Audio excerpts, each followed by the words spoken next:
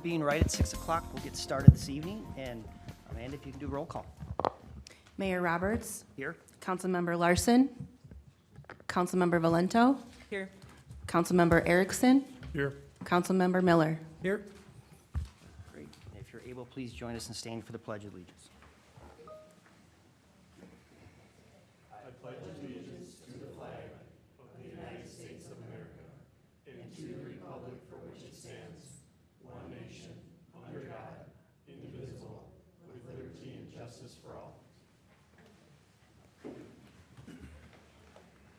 Great, Council, we have an agenda in front of us, and we'll entertain a motion to approve. Also move. I'll second. Motion is second. Any further discussion? All in favor? Aye. Opposed? We have an agenda. All right, our first item of business here tonight is awards and presentations. And tonight, we're going to be honoring Bill Jeans Sr. So I would invite the entire Jeans family to come up with their father and mother, and council come down this with me.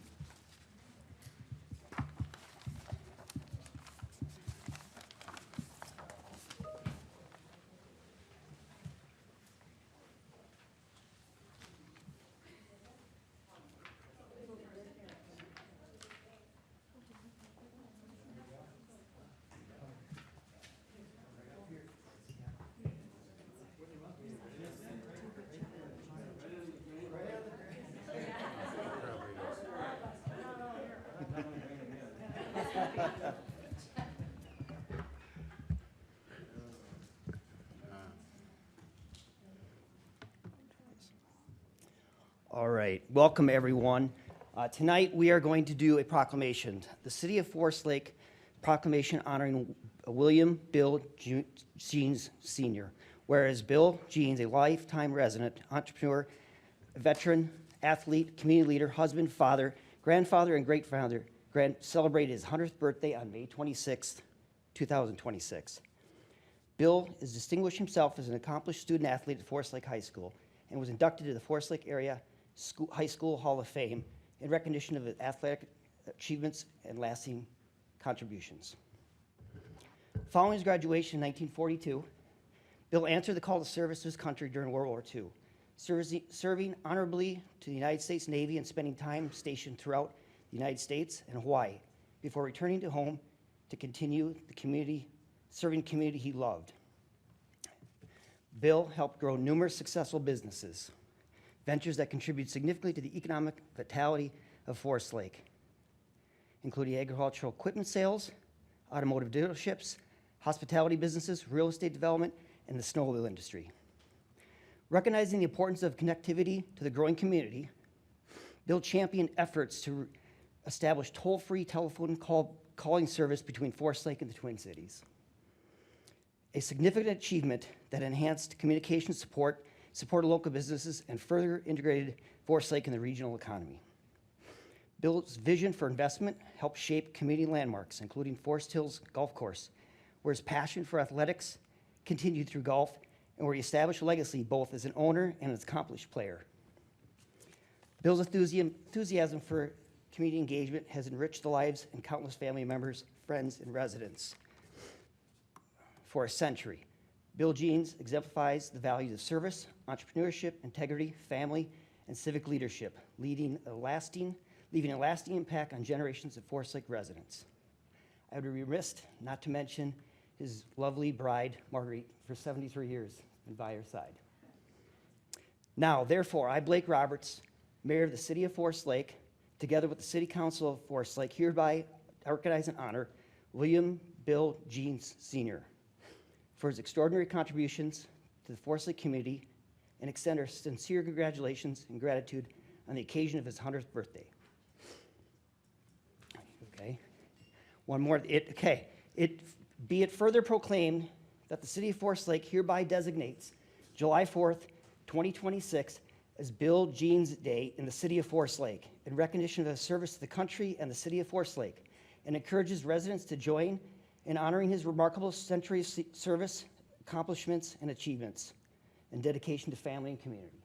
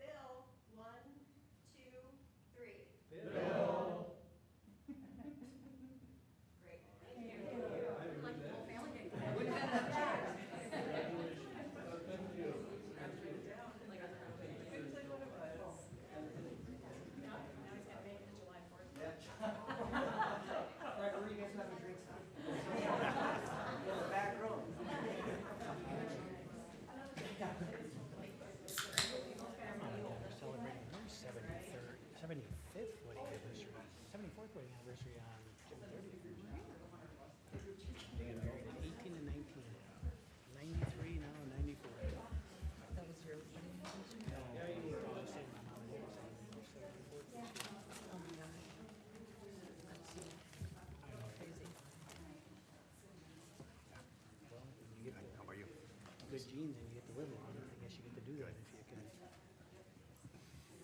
battle all the other challenges. Yeah, my mom passed away. Yeah. Yep. Raising 7 kids. Done good. I don't know how many kids he had, but a lot, it looks like. Yeah.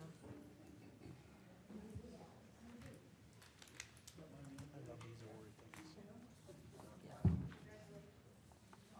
Good decision to add these. All right, next item of business is open forum. It's an opportunity for anyone to come speak to the council. Please limit your remarks to around 3 minutes and state your name and address for the record. Tara Steenblock.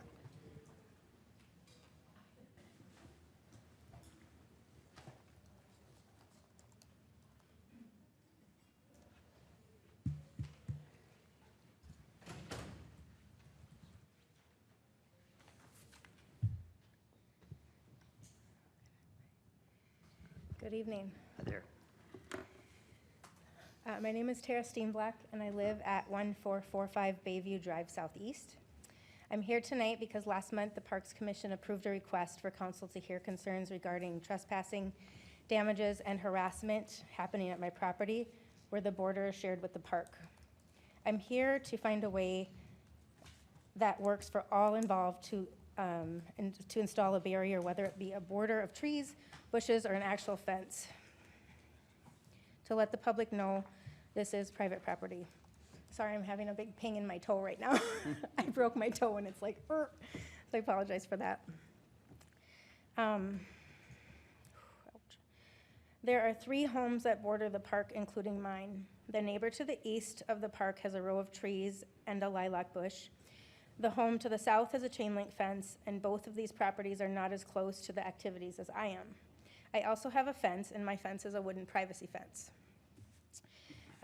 What I thought I would do, since this is on the agenda for tonight, I thought I would just maybe on the agenda that is here today, kind of talk about the points that I could interject some feedback, and then stop after that, and then as the agenda comes up, if anyone has any questions for me, that would be a good time for that. Does that sound okay to everybody? I'm sorry, so you're going to do that right now during? Yeah, can I okay. just Sure, say yes. what I would like to say Yes. now and then stay back for comments if Yes. needed? Absolutely. Thank you. So previous documentation shows that the prior homeowner, Mr. Moore, had concerns noted since 2001. It demonstrates his proactive nature. These concerns were valid and still are. And 25 years later, this is still an issue. Not one, but 2 homeowners, including myself currently, who did not know each other, expressed the same concerns to city staff and the Park Commission. As you will see while reading through the packet I provided in last month's park meeting, the timeline is long, and commitments to resolve this were not followed through on. On bullet point number 2 on your list, following the removal of ash, boxelder, and buckthorn vegetation along the property line in 22, the previous homeowner again requested landscaping improvements, and the request was ultimately denied by former city administrator in May, and no appeal was made to city council. In a letter that's in the packet for tonight, dated June 16th to Mr. Moore, I just want to note that the letter did not mention, there was no mention that he should appeal. As it said, we will discuss this in the following summer. So he wasn't given the opportunity to appeal or the right of way to do so. And bullet point 3, during planning for Bayview Park redevelopment project, staff reached out to the current property owner to gather input. At that time, no request was made for a landscape border between the park and the property. My feedback is that I would like council to note that this notation presents a one-sided and misleading account of events. On November 19th, Mr. Young showed up at my residence without prior notice and requested that I review the proposed plan with him on the topic of the playground and basketball court location. That day, my dog had undergone a major surgery and I was unable to leave my home. Furthermore, it was inappropriate to expect my participation in such a discussion without first arranging an appointment and providing reasonable notice. He provided a photo that my family member took a screenshot of, and Kyle and I then began a conversation via email, and some of those are highlighted in your packet tonight. regarding the subject only of the location of the playground. I was not asked for any more input. On bullet point number 4, as the part of the redevelopment process, the city distributed a survey. I filled that survey out to the best of my knowledge, living there for a very short time. I bought the house in May of '25. I just want to mention that I had not had a whole year of living in my home next to the park to fully experience the comings and going of the community. I did mention in the survey and prior emails that I was interested in assisting with more feedback for the park board to implement a border, but I was never asked for it. Nobody ever reached out again regarding this. And on bullet point 7, staff notes that a variety of existing screening elements are already present along the neighboring property boundaries. Yes, there are fences, as I mentioned when I began my conversation, on each side, but they're different, and they're different in different locations for the park with different activities. The balls in real time of the basketball courts, they hit my fence every game, every play date, all the time. When kids or adults are there, they just overthrow the ball. It is damaging to my fence, and it also is creating an environment where I feel unsafe in my home and property. I'm not home 24/7 to be monitoring things, nor should I have to. But I note that multiple times beginning in spring of '26 to the current month, when kids came to my fence to get the ball, they were harassing my dogs even when I was present by barking over the fence and yelling at them and me. I've had family and friends visiting on my patio, and this has been witnessed by them as well on numerous occasions. I fully understand kids will be kids, but this has become an issue of property destruction, trespassing, and harassment. Mr. Adams instructed me to call the Forest Lake Police Department when there was issues, but as I said, I can't be around 24/7 to note things, and if I come home and things are damaged, that's a different story because it's not witnessed. But I also cannot imagine every time something happens to waste the taxpayers' money and the police department's time calling on that issue. I will do so if instructed to, though, as the meeting continues. Finally, I would like to take the time to thank you, Mr. Mayor and City Council, for reviewing this information and hearing the history of 25 years of issues related to this. I also would like to thank you, Dave, for setting up an appointment with me last week to have a thoughtful and productive meeting on this issue. We placed some flags on the border and talked through a few options to move forward. I will be here to answer any further questions relating to this. And as of now, I'm finished with my chat. Does anybody have any questions for me at this time? Not at this time. Okay, thank you.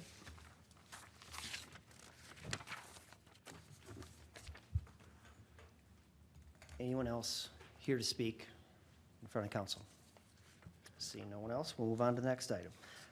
Council, we have a consent agenda in front of us. I'm going to make the motion that we approve the consent agenda 7A through C, and then H through O, moving D, E, F, and G to 8G of the regular agenda. I'll second that. I guess I hit. All right, any further discussion? All in favor? Aye. Opposed? We have our consent agenda approved. Move on to our first item of the regular agenda. Item 8A, Bayview Park. We're going to do the, Oh, no, I move those to 8. oh, to the very end. Yeah, because there's another donation. Oh, got it. Yeah, so the ones that I moved to 8, regular agenda item 8G. So first item, Bayview Park barrier requests, and Dave. Mayor and council, this item comes before you following a request from the owner of 1445 Bay Drive Southeast and a recommendation from the Parks and Recreation Commission that the city consider installation of a barrier between Bayview Park and the adjacent residential property. I won't take the time to walk through the full timeline, including the staff report, but I will hit a few key highlights. First, staff completely understands and appreciates the residents' concerns. Following the Parks and Recreation Commission meeting, like Tara said, met with the property owner on site to look at possible solutions to if a barrier were to be placed along these two property lines.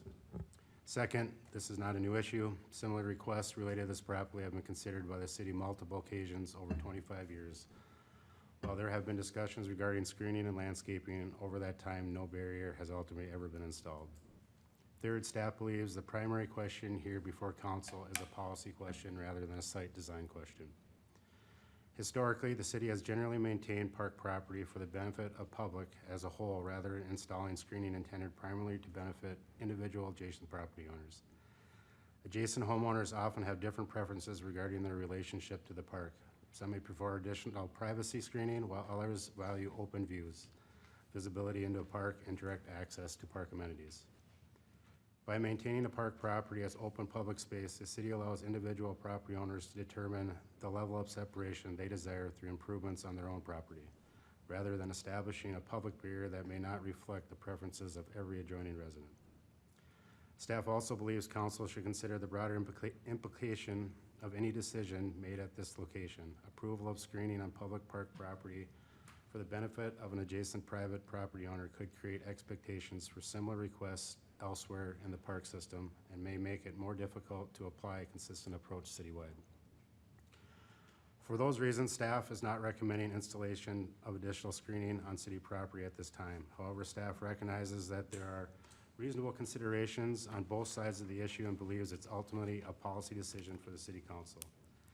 In addition to a decision on this specific request, staff also is seeking guidance on whether council will prefer to address similar requests on a case-by-case basis as they arise, or whether the city should develop a more formalized policy regarding the installation of barriers or screening elements on park property adjacent to private residences. In addition to a decision specific to this property in question, staff requests direction how council would like such requests to be evaluated, managed moving forward. With that, I'm happy to take any questions. Questions for Dave? Or Well, I guess a couple. One, what is our current policy for tree replacement? I know we're taking trees down across many parks, due in part to the ash borer. What's in place right now from a policy standpoint? We don't have a policy of a one-to-one. We just can't afford that amount of trees back. I mean, when we do a park project, we tend to add, like Manor Park, we added 2 trees to it. Bayview, when we took down those pine trees on the south side, replaced with maples, but we moved them 20 to 25 feet off the fence line, or the private property owner's fence line. How did we decide to put trees back in that spot? What drove that decision? Just for shade for the playground. They're around the playground. Okay. And the other question is just around site design for this park rehab. I think we've been talked about briefly. I haven't seen the detail on it. It's more than just the playground replacement, correct? It's a rehab of the basketball court? Yep. Basketball court, parking lot, and then new playground. And is there any significant change to the footprint of those elements? No, the playground is just gonna change in shape. It's kind of like not a full rectangle, and it'll become a full rectangle, and that's about the only difference. Nothing's moving. What's the upgrade to the parking lot and basketball court? It's just repaving. The parking lot's 25 years old, so it's showing deterioration, so it's just getting replaced, and then the parking lot will actually get epoxy coating, or the court will get epoxy coating like belts with a painted stripe, like a shooting key. And will it have a new basketball hoop like Correct, belts? yeah. Okay. And the Parks Commission wanted one lower for the littler kids, because the little kids don't have a place to shoot, so it'll be set at like 9 or 8 feet. That's all the questions I have right now. any other questions? Dave, regarding the basket hoop and pole placements, are they contemplating moving them at all? Or are they gonna leave them in the center of those 2 pads the way they are currently? It's gonna stay right in that same exact place. And so the house that we're talking about tonight, you have the one with the privacy fence, and your neighbor has no fence? Correct. Okay. Does your neighbor have balls that go in her yard and things like that, or? Is it okay if I sit here and talk, or do you want me to come up? You're fine right there. Okay, Yep. thank you. From what I noticed, the balls tend to be overshot towards my fence, and I don't see a lot in back of the court. It is a little, the elevation there is a little raised, and so I don't typically see overthrows going way back into that property. It's a further space. So I guess in the way I'm seeing it, Dave, and correct me if I'm wrong, the overshooting must be if they're standing off to the side and shooting towards it and it bounces off the rim and goes towards the fence, because if they're playing straight on, like a 1-on-1 or a 3-on-3 or a 4-on-4 or a 5-on-5 game, you know, they're gonna be pretty much coming forward versus, you know, you might have some shots on the side, but how far would you say that fence is from the asphalt? I couldn't really tell on the, I'm just trying to get a measurement. I should have had that number. You are correct, it seems like the passing, goes there a lot. And there's not a whole lot of, doesn't seem like whole big games that go on there, it's more just practicing and throwing. And it happens every time people are playing at the park. I'm just thinking out loud if it would make any sense to move the hoop to the ends and shorten that basketball court pad area. You know, do you need a huge asphalt pad like that if it's just one hoop and you're just playing a pickup game, let's say, or you're just shooting around? Couldn't it be on the end so there's a lot more park space behind it? And couldn't those pads be shrunk? Thinking out loud. The size of that court is just wide enough so you can fit a three-point line on it. So it has to be, it's about 48 feet you need to be able to get behind the three-point line. So it's 50 by, almost 50 by 45 by 50. I see. I will say, you know, I live near this, in this neighborhood, and I was kind of surprised when I saw all those trees come down between the properties back in '22.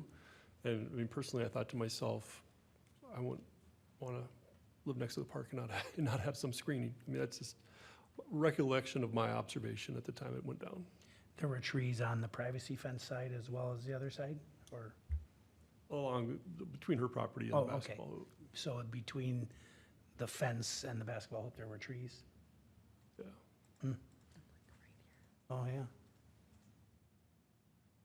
Yeah, when I looked in the packet, and I was here for the Parks and Recreation Commission meeting, so when I saw the visual of the shrubs, the trees that were there before, and then when they were taken down, it was just painfully open, and just the difference, if I were the homeowner, I would have been upset. And I know the history behind it all with the previous homeowner of there just being, I want to say just miscommunication and I guess not a good path forward. And then with the history of our previous Parks Commission as well and their direction for what wanted to happen, I think through all this, there was just a lot of miscommunication.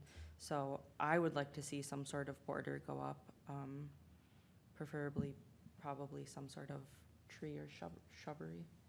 Yeah, so from a policy standpoint, I mean, I guess a couple of thoughts. You know, I can appreciate staff's concern about it just being, you know, open up a can of worms. And so I think, you know, from a policy standpoint, it probably should be case by case. You know, for those that care, let's have the conversation. Many of them may not care. And then also from, you know, we don't have a tree replacement policy. We're taking down a lot of trees. You know, I think if you're, potentially one policy approach could be that if you're taking them down on a border, so it's, you know, it clearly was, you know, something significant between there, we ought to have a conversation with the property owner and say, hey, we're taking these down for, you know, A, B, and C reasons. What's your preference? Maybe they want to have that openness to the park, and then that's documented that we've had that conversation. Or they might be like, you know, no, I don't want all that foot traffic in between, you know, and we have to, you know, approach it thoughtfully from that perspective. I don't know, just a couple initial thoughts. Just specific to this one, we did talk to the previous homeowner, and he actually spurred us coming out there. He was complaining that the trees that were on the city property were hanging over his house, and they were causing scraping on the roof and mold on his roof. So we talked to him and said, well, if we're gonna take these down, we're gonna take them down so they don't keep causing this same identical problem. And at that point, there were ash trees and box elders and the buckthorn. And I mean, when we were there cutting them down, he was letting us back into his backyard to reach the trees on the far end of the property line. So staff was kind of unaware or caught off guard when he did come to the Parks Commission meeting, you know, kind of saying that he didn't know this was gonna happen. He was there watching us cut the trees down, you know, in real time. It wasn't like he came home from work and all of a sudden the trees were gone. You know, that it came as request, and it was discussed with him too, that, you know, if we trim these 3 branches, we're gonna be back here next year trimming those 3 branches, and then we're gonna trim those, you know, so, you know, that's, you know, that was a surprising part of the whole thing off of that he kind of claimed that he didn't know anything about it. So, but to your point, yes, we wanna just went down there and clear cut a row of trees without letting the property owner know. We don't cut a tree down in the right of way without knocking on the door and talking to a property owner and saying, hey, we're, you know, taking this tree down in your front yard. Thanks. May I interject here? Do you have any, I think we're okay unless we have any questions for the homeowner. So I'm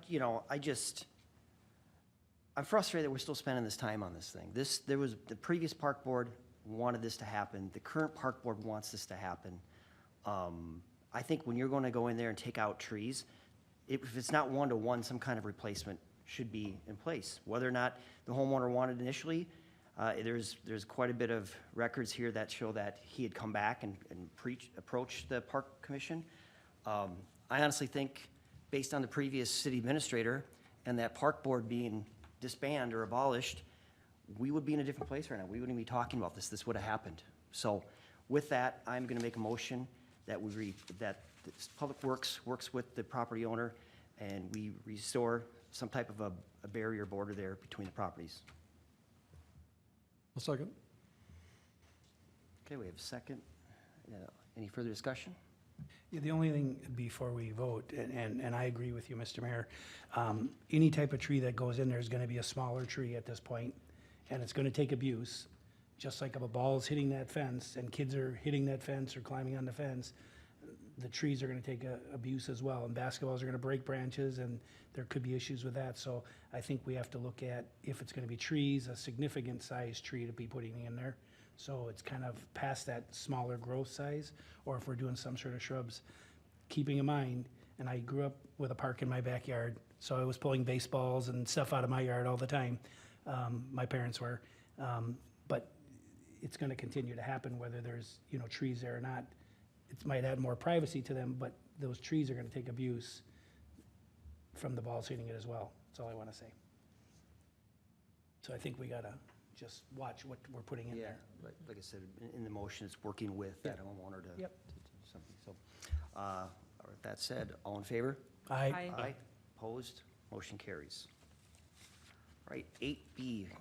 So on policy, do we want case by case, right? Should we talk, that's not a decision, but just kind of some direction on that, whether it's case by case or not?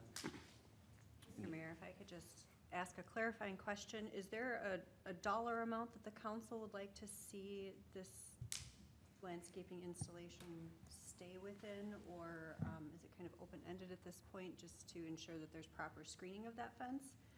It looks like in the staff report and based on Dave's conversation with Ms. Steenblack, the preferred method would be some evergreen trees, and that was coming in at about $3,600. Is that an amount that the council is comfortable with? Yeah. And then secondly, would you like staff to bring back a policy for future consideration about tree replacement? I think we should, Yeah, just given how much, that's much how many clearer. trees are going down. Right, everywhere. On something, on this though, on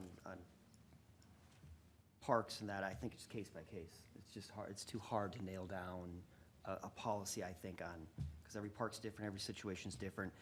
I remember we had some residents that lived near Castlewood that were upset about changing the screening of where the outhouses were, and so we addressed that a little bit. So it's hard to have a one policy fits all. Well, but the policy could memorialize it as a case by case. And so it just I guess, if gives that's what, direction. if staff would want that, case by, Yep, we could do that.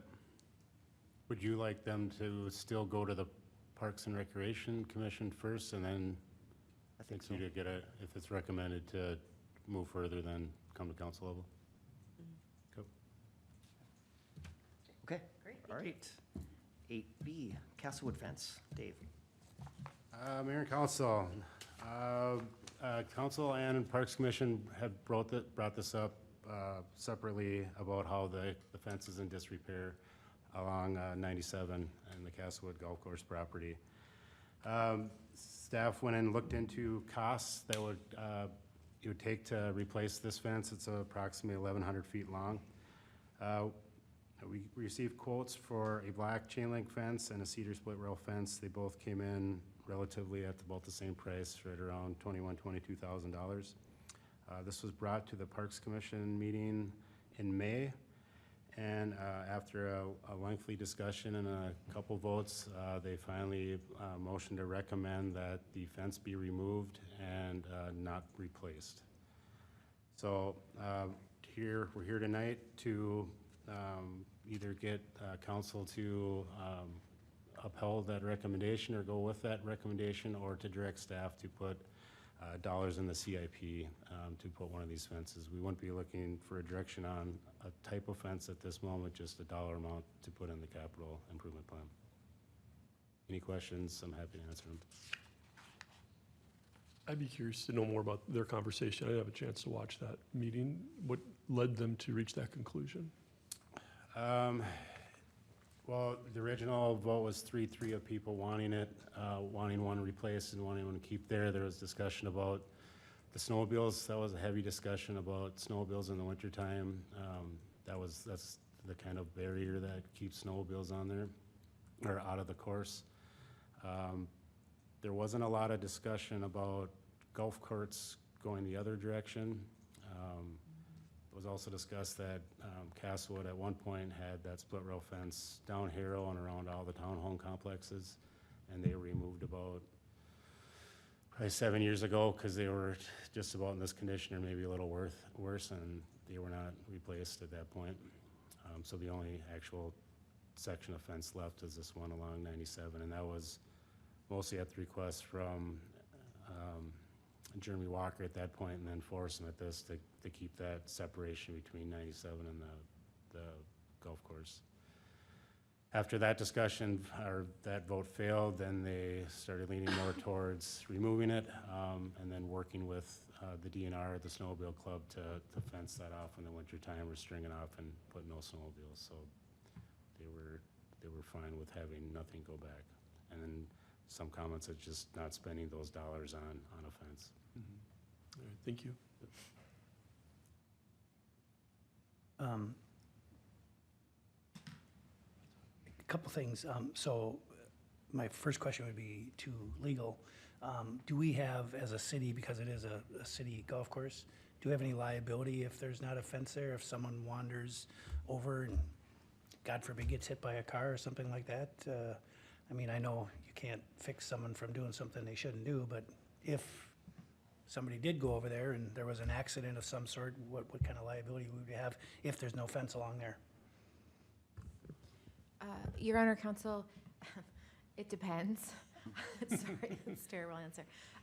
But it would depend a little bit on the facts of that situation and what our insurance policy says in relation to the golf course, which I would have to check with the league and see what kind of coverage we have there.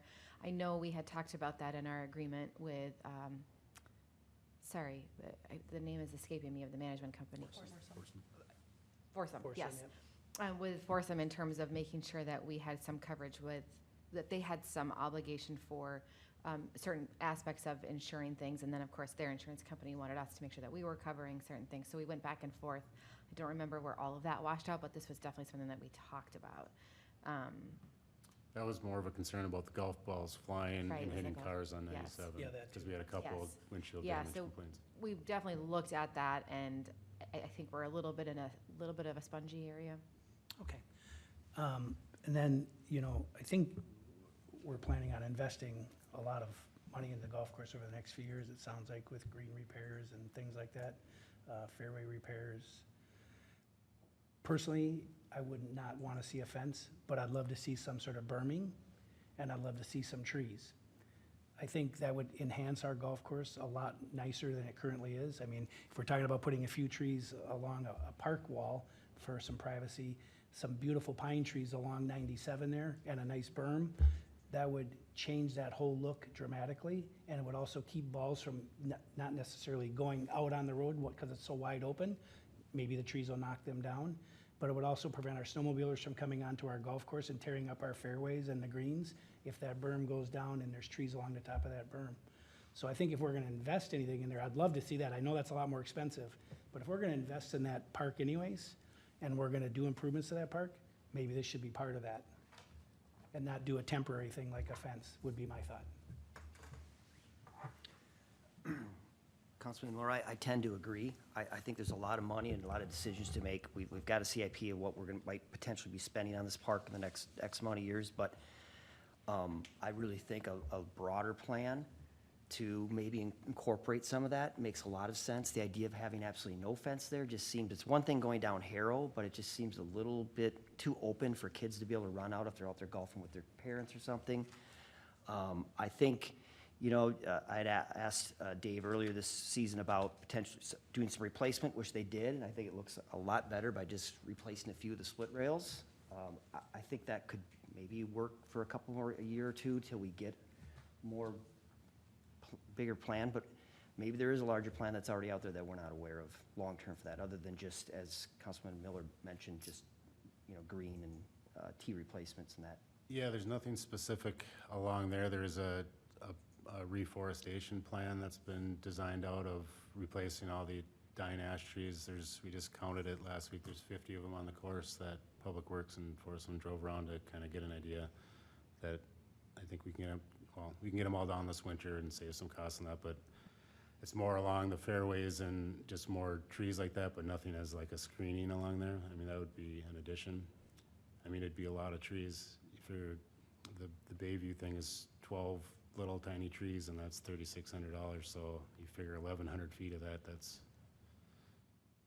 quite an investment. And then berming if you have to bring in fill or dirt to do that. So, I mean, we could get an idea of cost, but you probably won't like the dollar amount, what that would be. And the only reason I mention that is we have a lot of construction going on in our city, and there's a lot of dirt that usually has to be moved, and they would probably love a nice place to dump it that could really make a berm for us at hardly any cost. It's potential. Any thoughts? No, I could go either way. I mean, I just played it on Saturday, you know, there's 50 trees out there for sure that need to come down. Yeah. I mean, frankly, that split rail fence doesn't, in my mind, stop anything. It's a natural barrier. I suppose I would guess it's probably more important in the wintertime, you know, and so the idea of working with the DNR and the Snowmobile Club to have them help keep snowmobiles off the course is important. I mean, the idea of you floated is awesome, expensive, but be very, very fun to see. I've been told I have expensive taste. Right. So, I mean, how urgent, you know, given the fact that there's been some repairs made, or you know, as far as taking it down, is that something that we would want to try and do sooner than later, or just as it continues to deteriorate, start pulling off sections, or what are we thinking there?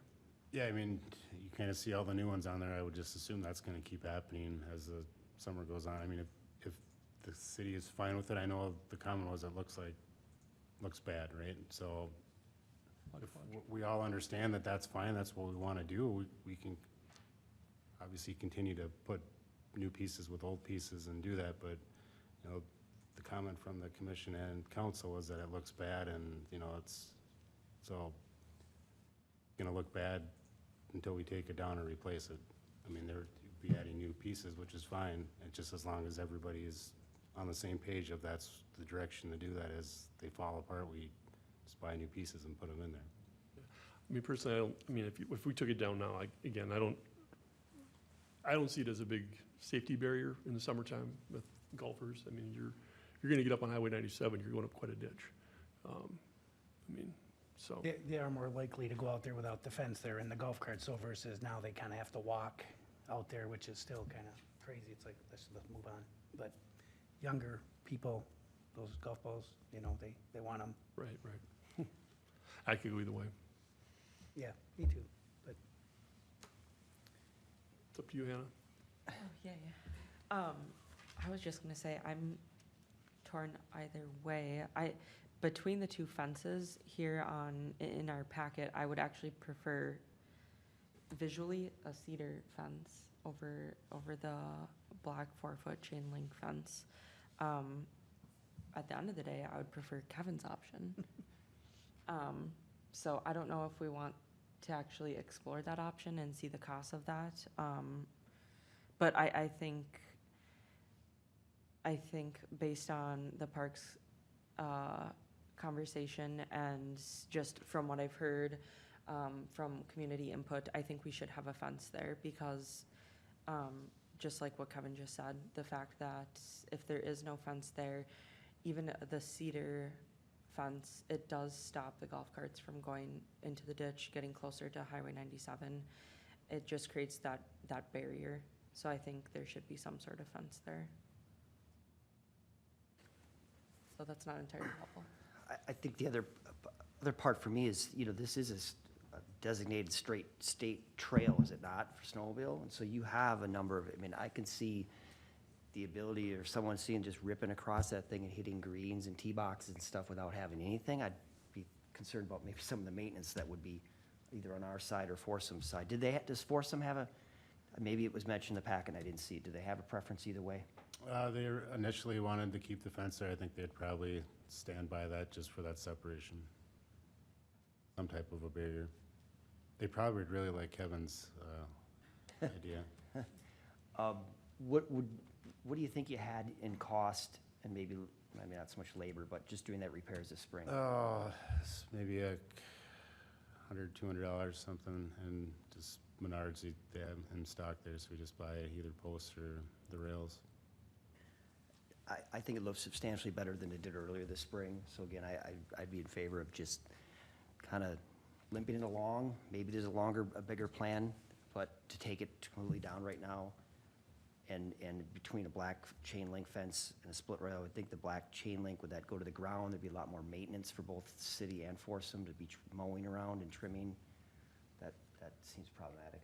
Well, I mean, we're not making a decision on the fence side, but just whether or not we want to have them budget $22,000 or $25,000 in 2027 to replace it. I think that's the issue. Right, that's the ask. I think it still would be long-term, right? If you still want us to patch along at some point in time, we're gonna have to replace the fence. So do we long-term want that fence there, so we should put it in the capital plan? Or do we not want anything there where we don't put that in the capital plan? I guess we just, I understand, let's keep patching together, but long-term, what do we wanna do with that fence? yeah, I think we should budget some money in the capital plan because I still think, you know, knowing these contractors, they got a lot of dirt they want to get rid of, and we could probably get dirt inexpensively, if not for free, because they need a place to dump it. And then we'd have to do some grading on it, and with 22 or 25 or 30,000, that's a lot of pine trees, even though they might not be huge. That would go quite a ways down that berm. Yeah, I think Just I long-term. think there's some things to look into. So are you looking for just direction on, looks like the two options here, remove it, but if there isn't an option to, is there an option just to keep maintaining it as is? Oh, that can be a third option. Well, maintain it as is and budget, starting in 2027 for replacement. Yeah. Sound good? Or With whenever? that, we can have that conversation budget, you know, in the budget time, you know, with that Yep. specific part. It just, Yes. yeah, if it's included in there, then at least it can be a budget Yep. discussion, if it wants to stay or move out or whatever. Okay, willing to maintain a motion on that then? You're making a motion, or Yes, you? I'm willing to All right. entertain. I'll make a motion that we direct staff to continue maintaining the current fence and add to the CIP a replacement budget to maintain the fence as it is today. I'll second. All right, motion and second. Any further discussion? All in favor? Aye. Opposed? Motion carries. 8C, Opportunity Zone Application Submission. Abby. Thank you, Mayor Roberts. Members of the council, the city of Forest Lake has been advised by DEED, the Department of Employment and Economic Development, that an application period for nominations for congressionally designated opportunity zones will be opening July 1st. Opportunity zones are areas which, if designated as an opportunity zone, private investment can be used to help fund development and redevelopment projects in low-income and urban census tracts. The essence of these is really promoting outside investment, gives the investors some special tax breaks. Don't ask me what, just know that it gives them some special tax breaks, but it also gives the local lending just a boost of outside investment. Our governor has the opportunity to appoint 25 census tracts, a total, or 25%, a total of 73 census tracts. And that application process starts July 1st. In Washington County, there are only 2 eligible census tracts, and they both are located in the city of Forest Lake. I got them included on the map. It looks like, or up on your screen, it looks like 1, but it's really 2. One that is containing that Broadway Street corridor leading into downtown and kind of that easterly Highway 97. So this is the northern 9761 roundabout, just north of the Forest Lake Area High School. The other one is a much larger tract that includes all of the rest of Highway 61, all of the downtown, 8, the kind of business park district up off of 8. It also includes all of Broadway, 12th, and everything on the other side of the interstate. The city has this opportunity to be considered for nomination. Nominees would be selected based on their 5-year development opportunities. So essentially, not only the projected potential development that can happen in this area, but then also the community connections in place to help sustain new development opportunities. So working with the the government, the business community, the education community, and financial institutions. The EDA did discuss this last Monday, and we're very excited at the prospect of putting in a nomination application. So I'm bringing this to the council. The city cannot actually make an application. Washington County can. Washington County is looking to us to not only see if we'd like to do that, which it sounds like the county board would be favorable if we would, but also then which of the designated census tracts we would prioritize as our first or highest priority. The one that is highlighted is the census tract that ends in 103, and both staff and the EDA would recommend that if council wants to move forward with this, we would recommend that this would be the priority census tract, predominantly because there's a lot more development opportunities and redevelopment areas that we're already seeing some investment in. So tonight for your consideration is staff is asking you to consider making an application for a nomination to the Opportunity Zones application process. Any questions? What would be the disadvantage if we didn't? We just lose out on the opportunity. Why wouldn't we? Yeah, the EDA, I'll just add a little bit, the EDA was very favorable. This is really, and then talking with some developers since, this is really a game changer about the opportunity to bring investment into it, even if they're not the developer, they're looking for investors. The tax implications are, it's insane how lean it is and why people would want it to do this. So, Sounds great. you know, if whatever efforts we can do to help Washington County make this happen and be in that 25%, I think it would really be a game changer for us. I did talk, when we talked with the EDA last week, the EDA members and maybe even council, you know, before we make that application in the next 20 days or so, I think some of the outreach we'd want to do with our local financial institutions, see if any of them are interested in creation of an opportunity fund. I have also reached out to some of our northern neighbors, so like North Branch has had an opportunity zone designated for quite some time. Reaching out to see if they have local financial institutions. There's some similarities there. If there's already some out there that might be just a good fit, and a couple phone calls. So I think the EDA is willing to help with those conversations, and so I think we're really almost there in terms of the materials that would be required on an application. Well, I'll make a motion to direct staff to work with Washington County on the submission of an opportunity zone application, ranking census tract ended in 103 as the top priority. All right, Second? we have a motion, a second. Any further discussion? All in favor? Aye. Opposed? Motion carries. 8D, Airport Hangar 1 Sublease, Jolene. Thank you, Mr. Mayor, members of the council.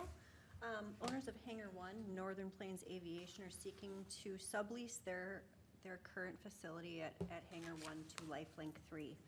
Under the existing lease agreement that Northern Plains has with the city approval is required before a sublease can take effect. Lifelink is proposing to use this facility for corporate aviation and emergency medical services training. And the proposed agreement also includes provisions related to the temporary use of the adjacent vacant lot for overflow parking purposes. City Attorney Amanda has drafted that sublease agreement. It does include some language for council's consideration around use of that adjacent lot, as well as proposed first right of refusal for future leasing opportunities of that adjacent lot.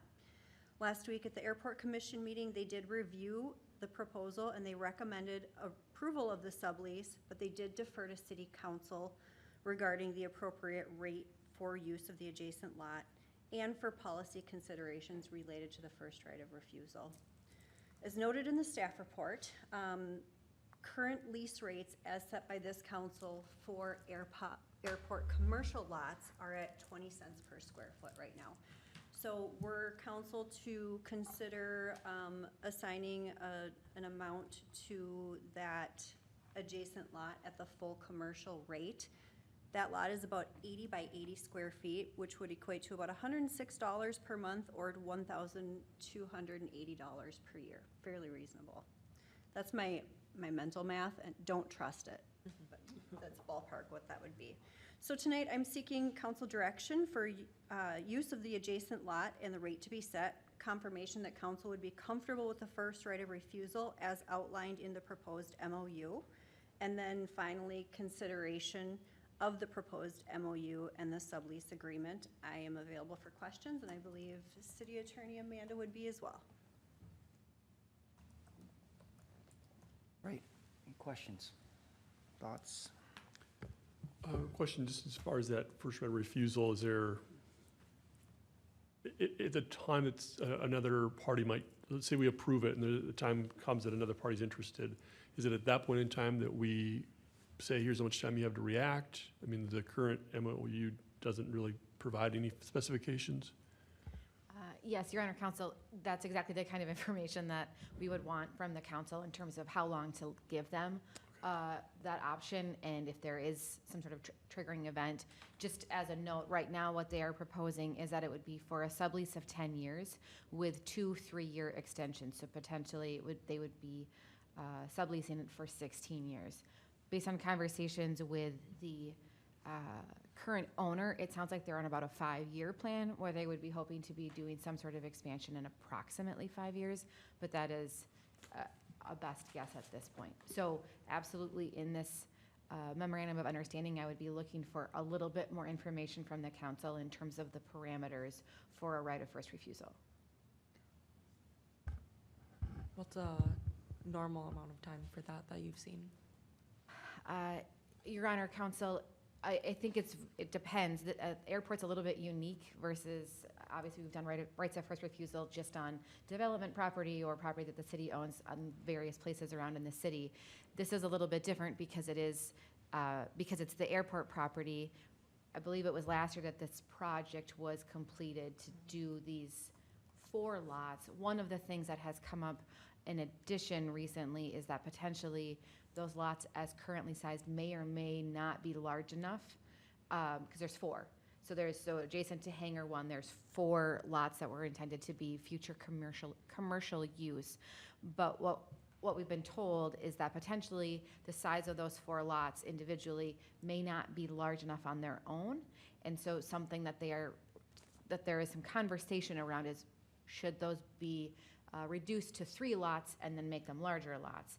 So there's kind of a lot of flux right now around what it would even look like. Maybe it's not an appropriate term to even put in here, that we would give them the right of first refusal through this particular document. That might need to be pulled out and put into a separate conversation that would also involve reconfiguring those lots. What size is lot is Hangar 1 sitting on?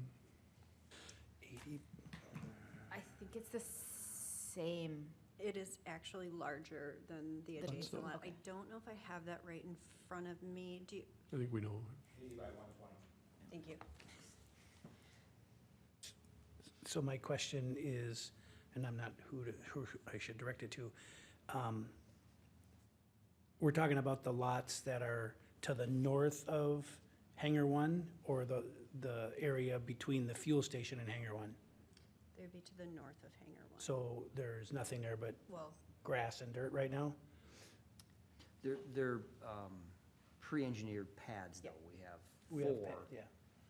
maybe 3, but yeah, there's 4 that are ready to go. Cement pads? Not cement, they're just, Oh, the building pads? Yeah. Yep, okay. So we'd be parking cars on those or airplanes on those? correct, it would be vehicles. So vehicles, Cars. when they're out there for the emergency training and stuff like For that? training for staff who are manning the computers and on standby. And our parking lot we have out there isn't big enough for that? That is correct. Currently, there's a little bit of a challenge with public parking at the airport. There are future plans to look at expanding public parking opportunities, but right now, that is not something that's gonna be happening. I know Silas is looking to explore some grant opportunities for that. Unfortunately, those kind of grant applications tend to be low on the list for MnDOT approval. So it's gonna come down to some budgeting and looking at airport funds to make that happen if a grant does not come to fruition. And I thought we had some rules about driving on our runways and that. I'm sure there are. I'm very new to this airport manager role, so I'm still learning. Go ahead, you've been out there a while. Yeah, so, you know, you can drive in the taxiway, that's legal. There is also a dirt road that goes around Hangar 1 from the parking lot to access that, so it makes it pretty clear. The tough part is snow removal and other things makes that lot next door ideal, and obviously if the commission's not aware, LifeLink will eventually be making a request to build an additional hangar. That's one of the reasons that it becomes a good fit. Yeah, and my only concern was safety with, airplanes coming in, fueling, whatever they're doing, with cars potentially driving there, so. right, I don't know if we go back to barriers or fences, we need something to keep them off that taxi, or, hopefully those people are, Not even a striped line or a white line? I mean, those lines are already there at the airport, remember that at the airport, there's nothing secure, there's no fence lines. Right. Anybody can drive anywhere, they're not saying that's legal by federal aviation standards, but Right. they can access that spot, that's how we access Hangar 1 right now. Right. is We drive down that same taxiway and park on the concrete pad out front, so they can access it that way or drive around the building if that's plowed in the winter, which it has been.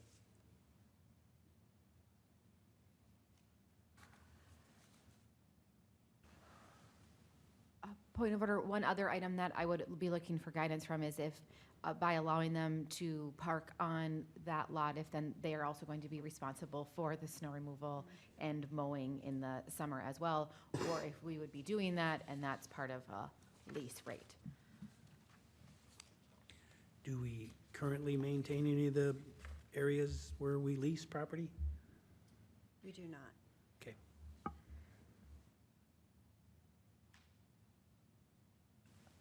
so, The homeowners are maintaining, or the hangar owners, they're like homes, but the hangar owners are maintaining their own snow removal Correct. around their, okay.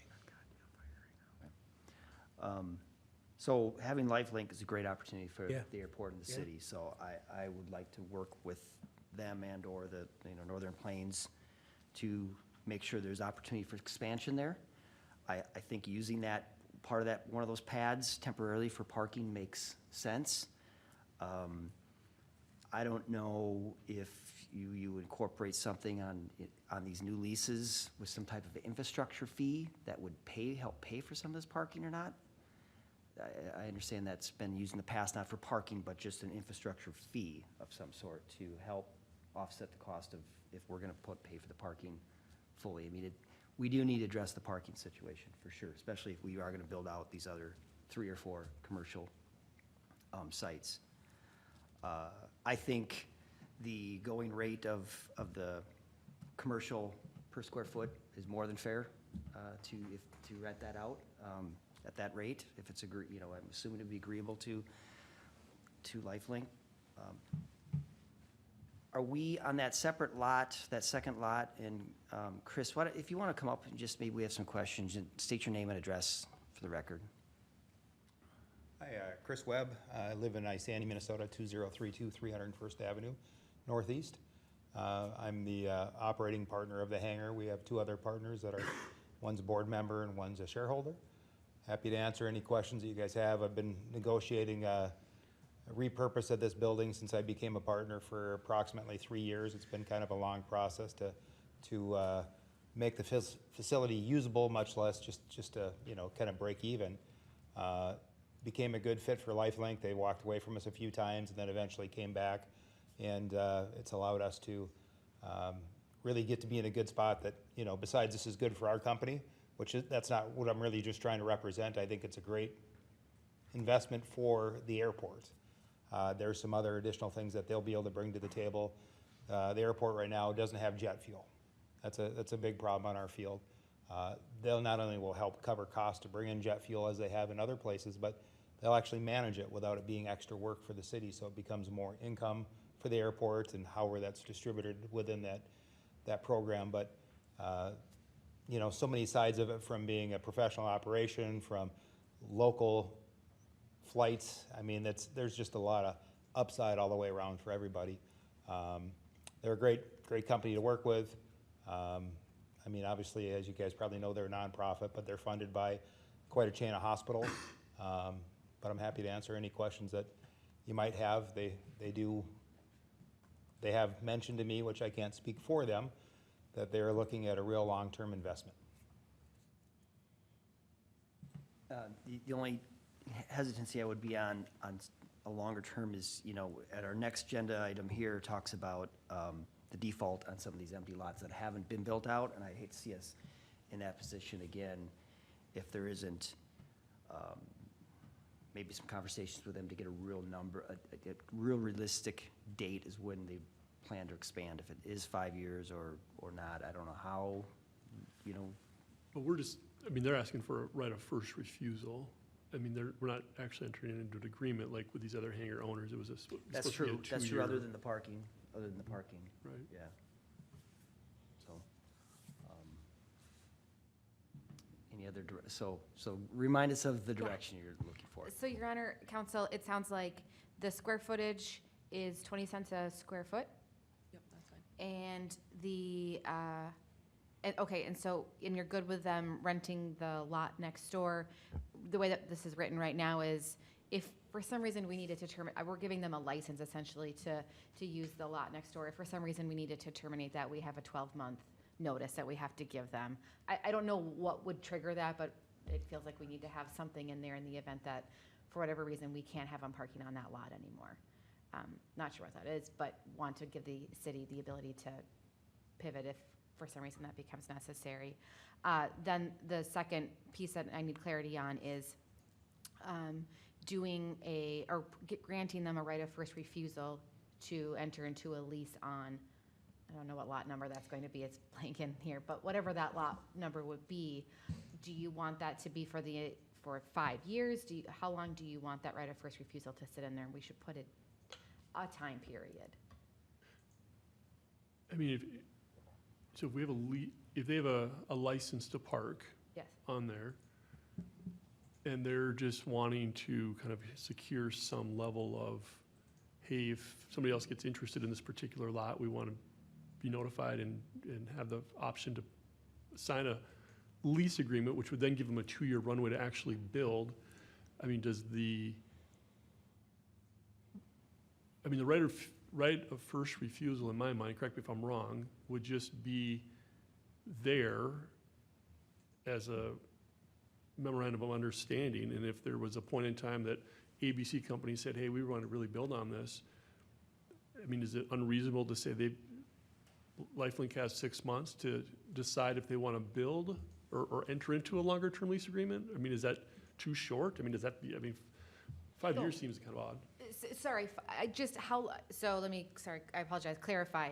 What I mean is, do you want so assuming that they're going to run for a 16-year lease on this, right? Do you want the right of first refusal to run for that entire 16 years? So basically, at any point in the 16 years, if the lot adjacent to them has not been leased out and we get somebody who comes in, we would have to go to them and say, you have the right of first refusal first? Or do you want to shorten that opportunity to something like a 5 years, or, so essentially you don't have this, they don't have a real estate right that's sort of hanging out there forever. I guess I would recommend something like about a 5 years. We can always extend that if we need to 5 years from now. I'm not really worried about extending that, but just to make it clean, because we wouldn't want essentially kind of like a cloud almost on the title if we're trying to do something 10 years from now, and who knows, Lifelink has pivoted and they're doing something different or whatever. Yeah, let's see. But then in terms of executing the actual right of first refusal, so let's say that 5 years from now, Lifelink hasn't moved forward with something, and we have somebody who's come forward and said, we'd like to rent that. And so we reach out to Lifelink and we say, okay, we have an interested party, you're going to have to make a decision now. Yes, we would essentially give them somewhere between 3 to 6 months to make a decision on that. And so that will be a term that will go in here as well.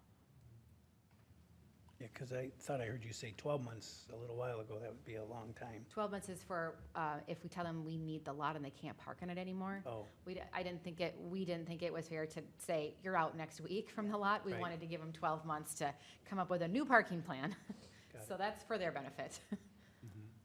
I can, Chair, if you don't mind, I do believe that their budget plan is talking about building within about 5 years, so that those timeframes would line up pretty well. So in the memorandum of understanding, give them a right of first refusal for 60 months, 5 years.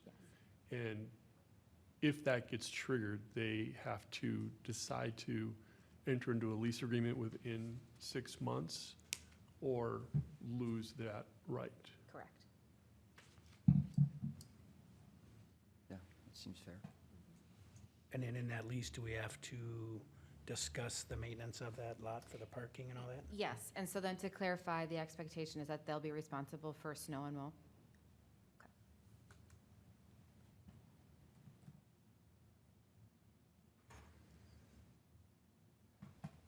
Is anyone willing to make a motion to that?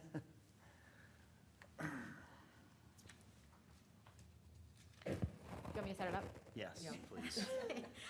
So, motion to authorize city staff to draft a memorandum of understanding for a sublease with Lifelink, including a lease rate for the adjacent lot of $20 or 20 cents, per square foot, that they will be responsible for the snow and mow of the adjacent lot for parking, that they will have a right of first refusal for 5 years on the adjacent lot, which they must execute within 6 months upon the triggering event.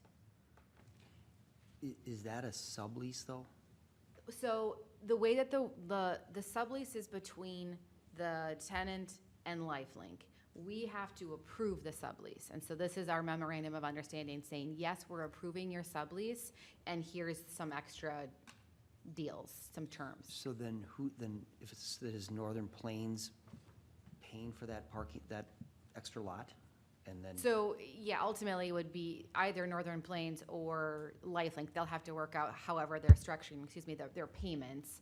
If Lifelink is taking over their rent payments and the check is coming from Lifelink, presumably then so would that payment. If Northern Plains is continuing to make the rent payment and, we're not in the middle of that's between those two parties. but this is on the additional space, correct? Yes.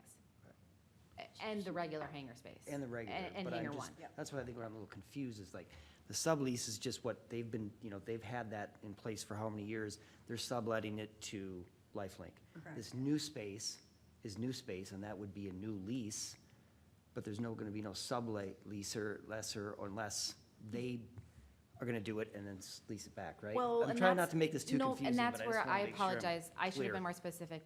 We are not leasing them that lot for the exact reason that we didn't want it to Okay. become too complicated. Okay. We are just granting them a license Okay. to use it. So is that being granted to Lifelink It's being directly? granted to Lifelink, yeah. Does that terminate then if for some reason the sublease on Hangar 1 terminated? Well, the way that we have it drafted right now is they would still require that 12-month notice. But if the lease on Hangar 1 terminated, that's also would not be a fast process either. Because we are in I believe it's a 50-year lease on Hangar 1. No, I'm and talking there's- the sublease. The license? The sublease between Northern Plains and Lifelink for Hangar 1, that's between those two parties. We aren't a party to that. Right, but if that for any reason terminated, Sure. is the other elements of this memorandum of understanding dead in the water then as well? Maybe not super explicitly. I can include something that would say that. I think it should be clear that if Lifelink isn't the user, that license goes away, and they'd have to come back in and reapply for a different usage. I would agree. Okay.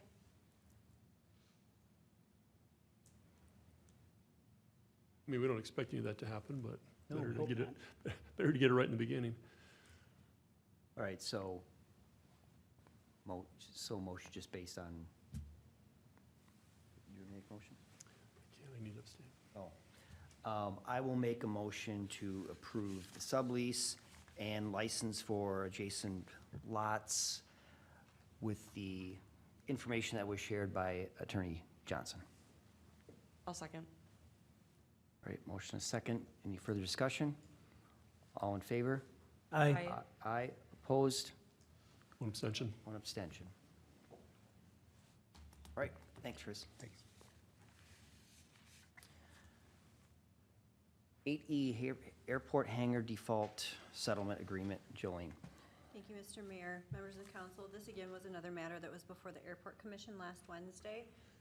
In your packet, you will see the memorandum is drafted by City Attorney Johnson and the draft settlement agreement.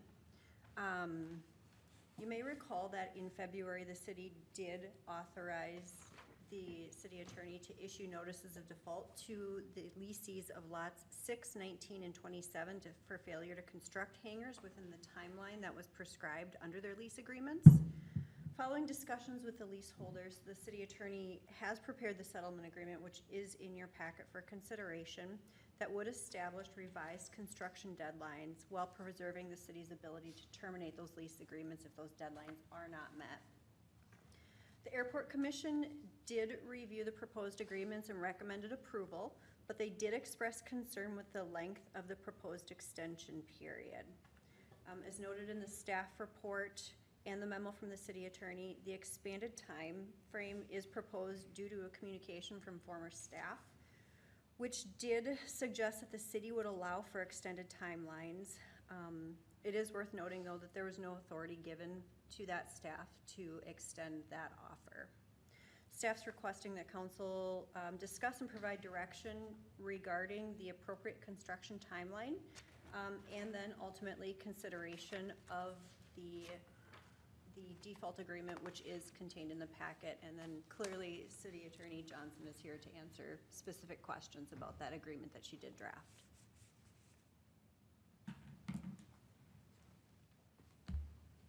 I have a question. So the commission is good with the timeline as stated here with the October 1st, 2027, January 1st, 2028, so on, They're concerned that it's a bit extended.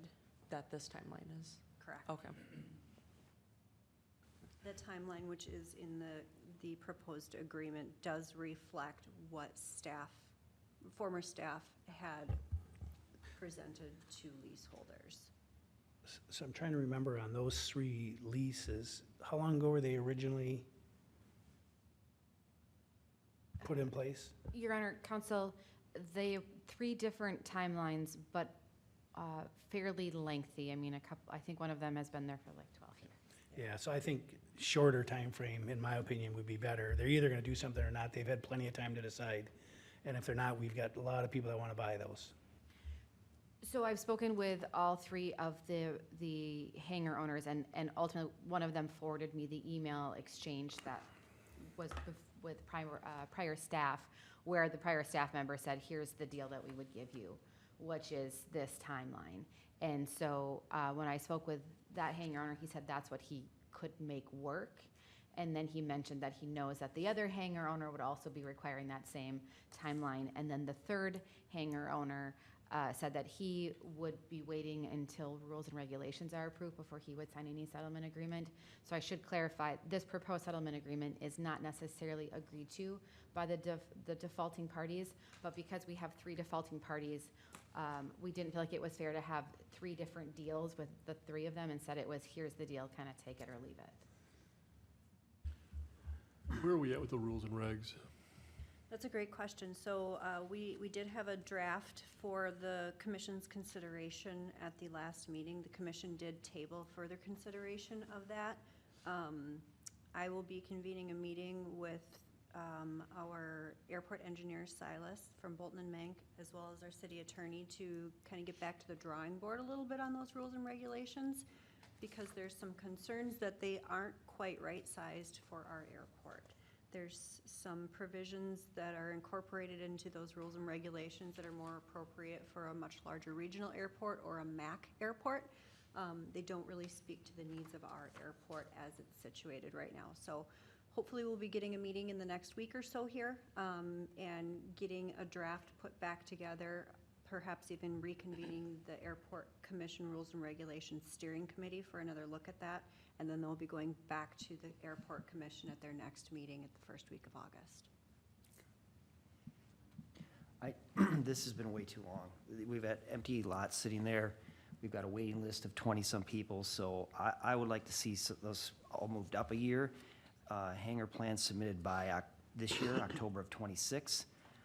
Building permit by January 1 of '27, and really a construction and CO by October of '27. I think is where we need to move on this thing. It's been way too long. October of 2029? 7? October of 20, yeah, that's. So 15 months from now? 15 months. They've had them for, in some cases, 12 years. Yeah. I don't know. That's my recommendation, but whatever. I guess it's not a small investment. I mean, personally, if it was me, I'd love to have a better understand what those rules and regs are before I'm gonna be ready, but I guess maybe the other option is to walk away from the lease. You know, and Feels like they've been doing so far. as liaison, looking at, the mayor and I were on the rules and working with Silas on putting all those together. And we seemed to feel they were pretty darn good as to the way they were written. But I don't think the airport commission's in any big hurry to pass those, because it does affect some of the things and ability of things they get to do out there. So I think with this, it's the same thing. They'll keep dragging it out as long as they can. And I think we've given them plenty of time. I think it's either put up or let's move on to somebody else. Get a list of 20, like I said. Yeah. Someone will build that out. We have every right to do that.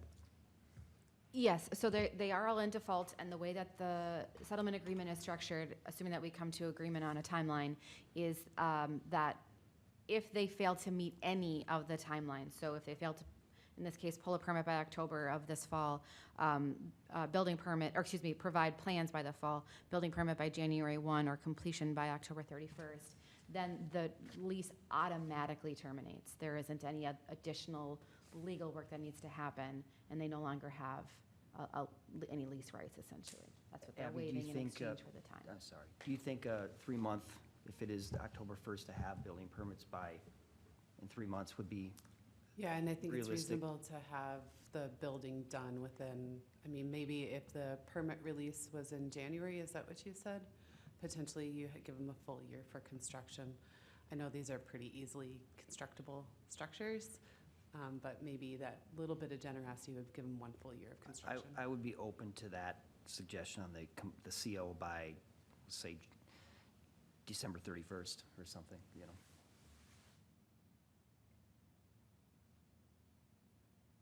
The full year to build, you know, it just seems pretty fair, I guess. So we're looking for a motion then, right? Is that?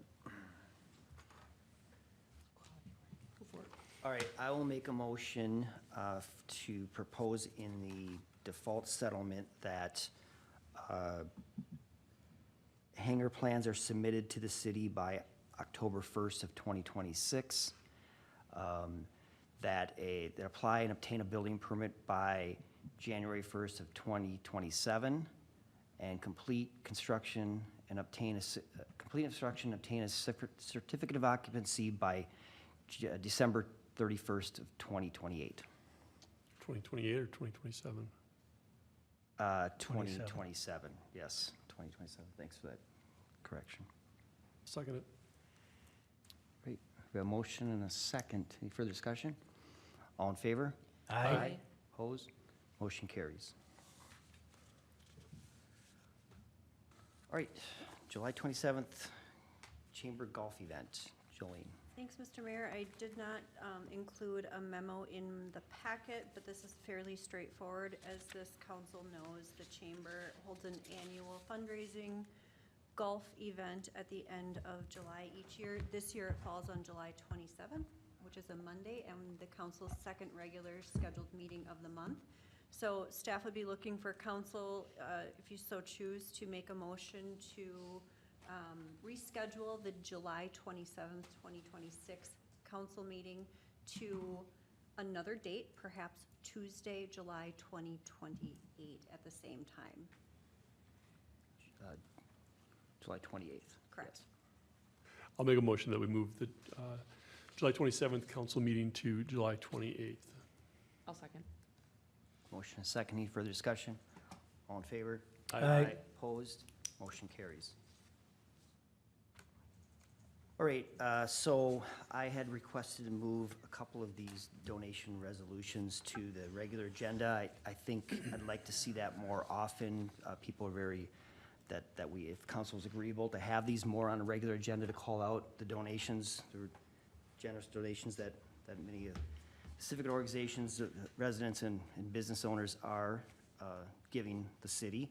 And so, can I just do these all in one, except for the one that I'm involved in? Mr. Mayor, I would recommend that would be a perfectly acceptable option, except for the one Yeah. regarding Lakes Flow, Yeah. which was on the original regular Yes. agenda. Okay, so I will make a motion that we accept in gratitude the following donations. Rosenbauer, Minnesota, submitted a donation to the city of Forest Lake for $500. And also St. Croix Forge for the dollar amount of $300 in purchasing food, beverages, and related refreshments to support firefighters during emergency response operations, training activities, and department-sponsored events. I will also make the same motion to include a donation from the Forest Lake Lions to the City of Forest Lake Parks and Recreation for the amount of $1,000 for donations that were made in purpose of operating expenses for the new Forest Lake Farmers Market. And also from the Forest Lake Lions for a dollar amount of $2,000 for the donation that was made in the purpose of purchasing AED and AED cabinet for the Forest Lake Senior Center in gratitude. And we do appreciate these, especially these civic organizations giving this type of money to the city. Is there a second? I'll second. We have a motion and a second. Any further discussion? All in favor? Aye. Opposed? Motion carries. And thank you again. The item that's actually on there is a donation from my business, so I will be abstaining from this vote. If anyone wants to make a motion. So I'll make a motion that the Forest Lake accepts with gratitude a donation from Lakes Floral Gifting Garden in that consisted of 8 vegetable plants and 2 flower plants for the purpose of enriching the senior center. I'll second. Motion a second. Any further discussion? All in favor? Aye. Aye.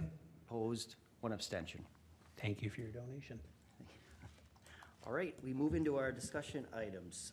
Headwaters Parkway Costshare request, and Abby.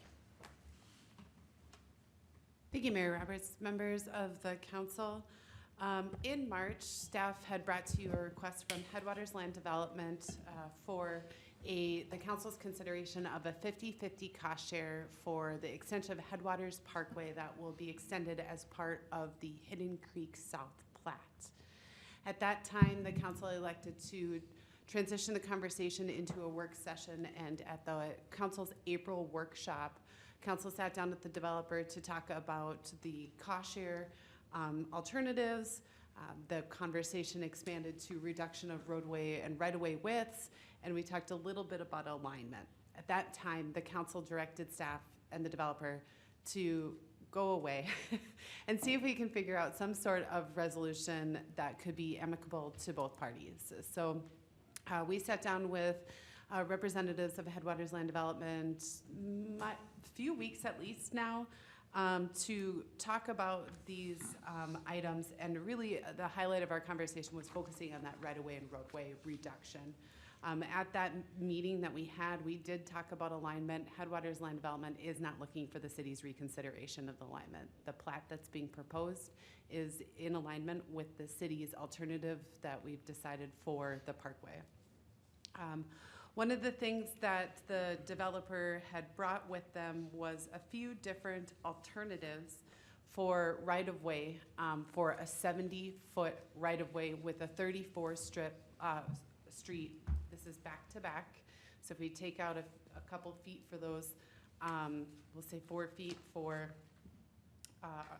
the curb, we're looking at about a 30-foot street. So the second one, that has a sidewalk on one side, trail on the other. The second, and that's, oh, excuse me, we started with the 30-foot and the 39-foot right away. That was a sidewalk on one side, trail on the other, but we would be looking at a 39th Street or foot curb. The second one that they showed us was a same as a 39-foot curb. What was the offset here? I don't remember exactly. But I will say that in both of these 70-foot designs, the developers said, hey, in these sorts of designs, we'd like the city to pay 20%. City staff had taken a look at this, and then in comparison as well to a 70-foot right-of-way with a 34-foot strip back-to-back, which would have 34 feet of curb back-to-back, curb-to-curb. In this design, the developer said the developer would be willing to pay 100% of the cost.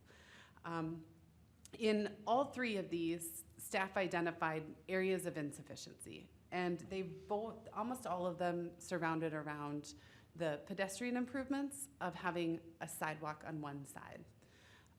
All of the lots that will be adjacent to Headwaters Parkway in this location will be the rear yards of properties. Sidewalks are maintained by landowners, and historically, from a community perspective, we know that landowners are less likely to maintain sidewalks on the backside of their properties. It's just kind of from a community maintenance standpoint, we would rather see a trail so that we can continue to maintain that pedestrian infrastructure. It also allows then for Public Works to conduct a full loop in those areas where there's trails, where if there's a sidewalk on one side and a trail, we're just kind of at the end of a dead end. Additionally, we needed to see some sufficient separation from property lines and in the boulevard areas. And so what we discussed at that time would be a 74-foot minimum right-of-way. And I'm going to pull that up really quick. Oh, it is the next one. So in a 74-foot right-of-way, we would still have our 10-foot sidewalks, our 10-foot trails on both sides. We'd maintain 6-foot separation in that boulevard area, and then we'd have 3 12-inch or 12-foot travel lanes. Those get fudged a little just because we also do have a little bit of that curb that turns into a travel lane on each side. When looking at this 74-foot right-of-way, there is compared to a 100-foot right-of-way. Based on our city engineer's estimates, there's about $100,000 in cost savings to the developer. If we cost shared this, the city's responsibility at 20% would be a minimum of $156,000. And that goes up to $176,000 if we were gonna have a 100-foot right-of-way. Those are included in your packet. So a couple things about this design is this is a departure in the Parkway design. The Parkway as it sits today, the about little over 3 miles, maybe it's a little less, about 3 miles, all the way from Highway 61 and including west to Fenway, is a divided roadway. This is 2 lanes with those left-hand turn lanes supporting that. The proposed 74-foot design doesn't have that divide in there. If we were to have a divide in there, that roadway width would need to increase. In the staff report, I believe I put 4 foot, but in confirmation today with engineering and public works, it is actually 10 foot. We would need a minimum of 84-foot right-of-way for a divided roadway. So in talking with this with public safety, we talked about the reduction of roadway widths in general and divided roadways. And they did express some concerns of in a roadway scenario like this, if they're responding to an emergency, they can drive faster, but so could all of us in the general public. So that's increases public safety on one hand, but decreases public safety on another. The other aspect is in the current design of the divided roadway where we are having reduced roadway widths. This is where the street section where we have a 90-foot right-of-way with that narrower lane width. We do have situations where if there was an emergency in one of those divided roadways, we're not able to get around and respond accordingly. So that is one of the challenges that I think in this last mile is if we're going to be reducing the roadway even narrower than the currently reduced down to 90 feet, which is this area here, we do present a little bit of a greater public safety concern if we have a divided roadway, at least a full curb divided roadway. So I think, included in my staff memo tonight is this conversation for the council to have of, it's really kind of 2 things. The design of Headwaters Parkway and whether or not the council wants to see the last mile of Headwaters Parkway divided. The divided nature would be similar to what we have right now out there. If it's not divided, it's gonna look a lot like Fenway Avenue. We're gonna just have kind of that full asphalt with pavement markings throughout the roadway. And then after the divided roadway conversation, I think the council needs to determine its opportunity for or willingness for cost share. So tonight, Headwaters Land Development, Paul Brueggemann, John Dobbs are here to talk about this with you. If the council wants to chat with them, but I think really staff and the developer is taking the council's direction on the roadway design. Do we want to see that divided roadway design? And if so, are you comfortable really reducing from 100 to 84, or are we comfortable going down to 74 with no divided nature? That'd be the first topic of conversation. Just an initial question, you said the last mile. This isn't gonna be the last mile of the road, right? Like, what did you mean by that? No, so Or through their property, maybe, the last yeah, I mile? mean, through the property would be this design, so we'd just be looking at the moment, but we're kind of setting the tone for the last mile of the roadway. We certainly could go back to a different design when the lands to the south plat, but that's gonna maybe feel a little bit more patchwork if we have it divided, undivided, divided. That's one little patch of undivided roadway. So that's why I said the last mile, because staff would be staff is perceiving this as setting the tone for what that roadway would look like from here to Elm Crest. But the idea, if we settled on having divided, the expectation is that it would continue to be divided through Elm Crest, correct? That is correct. Okay. And if you chose to It's not have the it last mile, it's just the undivided. next mile, right? Well, so, we're looking, I mean, I don't have I counted my map, we were only about a mile. We got a little couple S curves, but we're only a mile to Elm Crest. So that's why I said the idea being this would be the design for that last mile to Elm Crest. Got it. Now, maybe I took a policy leap there, but I think if the council is considering right now a reduced roadway design or an alternative roadway design, that we'd want to keep that design consistent in this last section, knowing that we're really only working with 2 more 40s of land here, and then we're done. Question, from the roundabout there by Leela to where the road is today, the end of the road is today, is my understanding that there's 10-foot wide trail on that north side of the roadway? That is correct.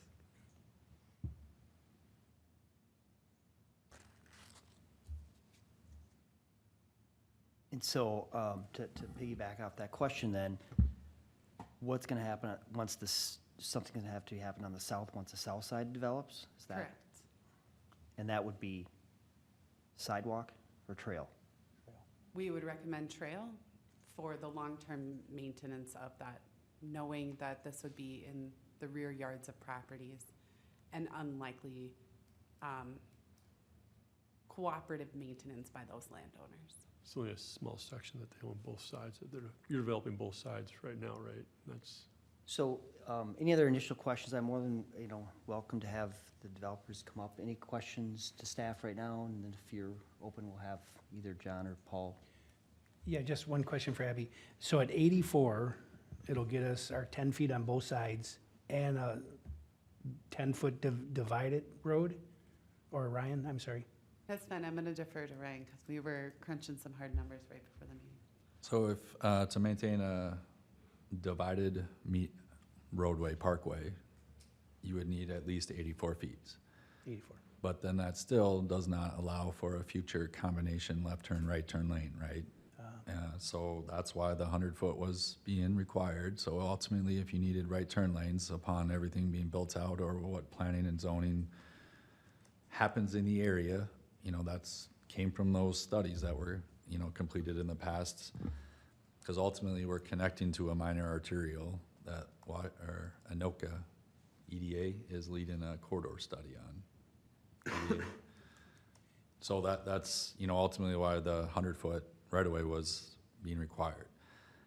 Comfortably, traffic projections, counts, so would support that left turn, for a life of the road original construction, right? It's always the what ifs. What if you guys change zoning and you allow this? What if all of a sudden, we've done this in this area, right? So, if, that's why at a minimum, the 74 feet needs to be there to maintain that designated left turn lane. If you want the designated turn lane like Fenway Avenue currently has, that's what the 74 feet's gonna get you. Because right now, with the divided parkway, you do have the left turn lanes at each of the intersections. So, but now we would just have pavement the whole way, just like Fenway.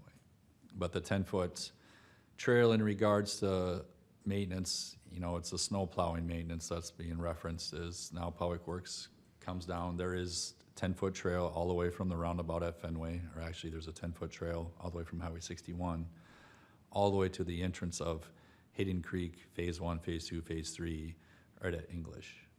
So that's already been constructed, completed, and probably being used, right? So theory would be just continue the 10-foot trail on that side, and then also 10-foot trail on the south. Now you can do a lot of cost comparisons. 6-foot sidewalk, 10-foot trail, pretty much the same price. It's just the cost of concretes versus, pavement. So, but it just takes up a little more space. City standard sidewalk 6 foot wide, right? Our standard trail is 10 feet wide, so that's 4 feet difference right there. That's, but The 74 feet right away allows us to fit a 10-foot trail on each side, 6-foot boulevards, and then get us the minimum lane width we would want. But that would be a Fenway project. Speaking of Fenway, when we're redoing that, we're not contemplating putting any medians in that new area? No. To redo that area, no?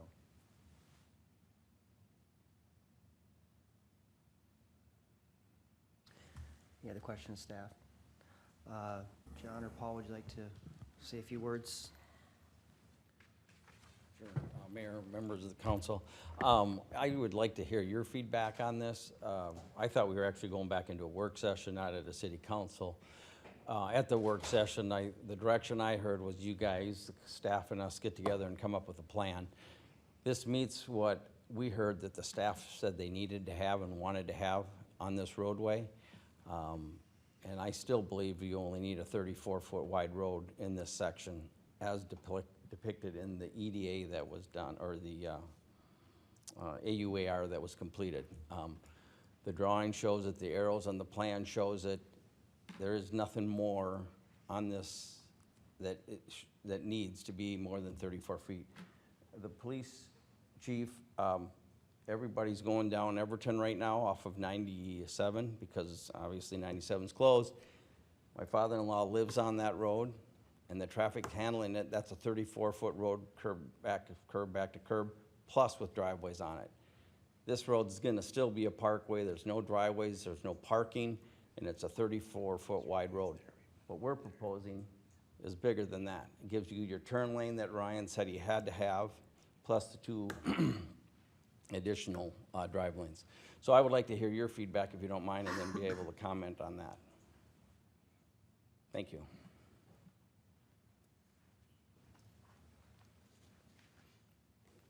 So just so I'm clear, staff would be agreeable to a point with this 80, what is it, the 80?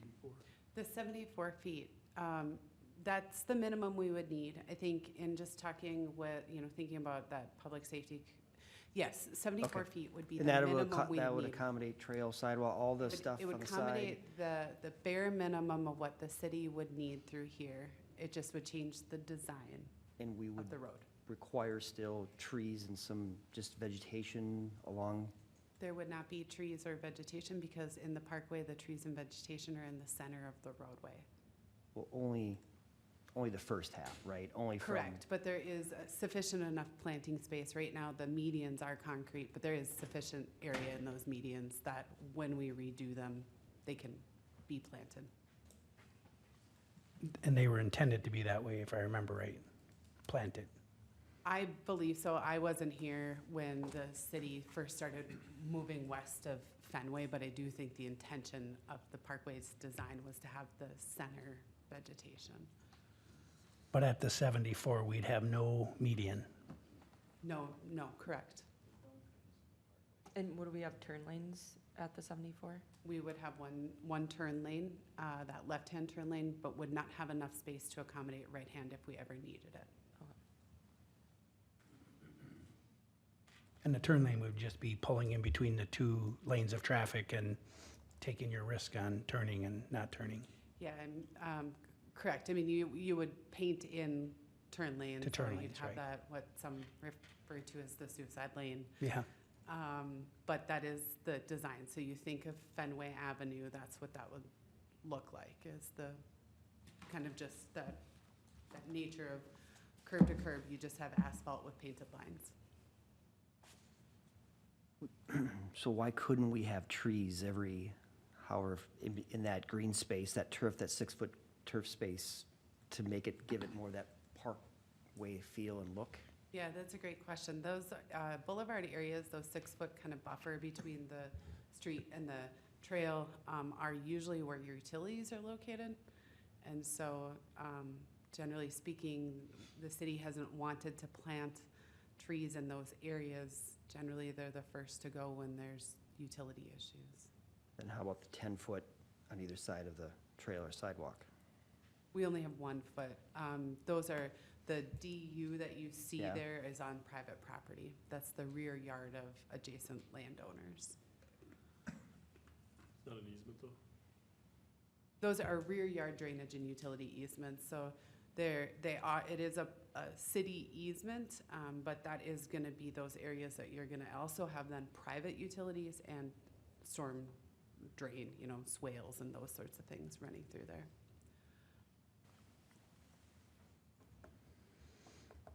I'm open to not having the center median. I think the traffic counts that were done, some things have already changed out there, but I do really feel it's important to have some kind of that Parkway feel and look with some trees on the outside. So whether that's something the developer's willing to do as part of the development agreement, to line those, not every, I don't know what the feet is, but just to give it that look. If we're gonna compromise the feel of a parkway with the medians, I'd like to see something on the outside, just give it, so it's not this barren concrete of trail, blacktop, and then sidewalk. I thought there was more schematics like this in our packet, but I don't see it on this laptop. Can you go to some of those schematics that do have trees, and what are we looking at? So this is Not the only that. one that shows trees. This would be in that, this was one of the right-of-way, or the designs proposed. This is, yes, you do see trees proposed here in those boulevards. The city's policy has been, we don't plant trees in our right-of-ways. Got it. That is one of the reasons that we looked at this and said we didn't think that this would work, because it was inconsistent with city policy. I understand that we're talking right now about changes to the policy for the development, i.e. going a reduced right-of-way.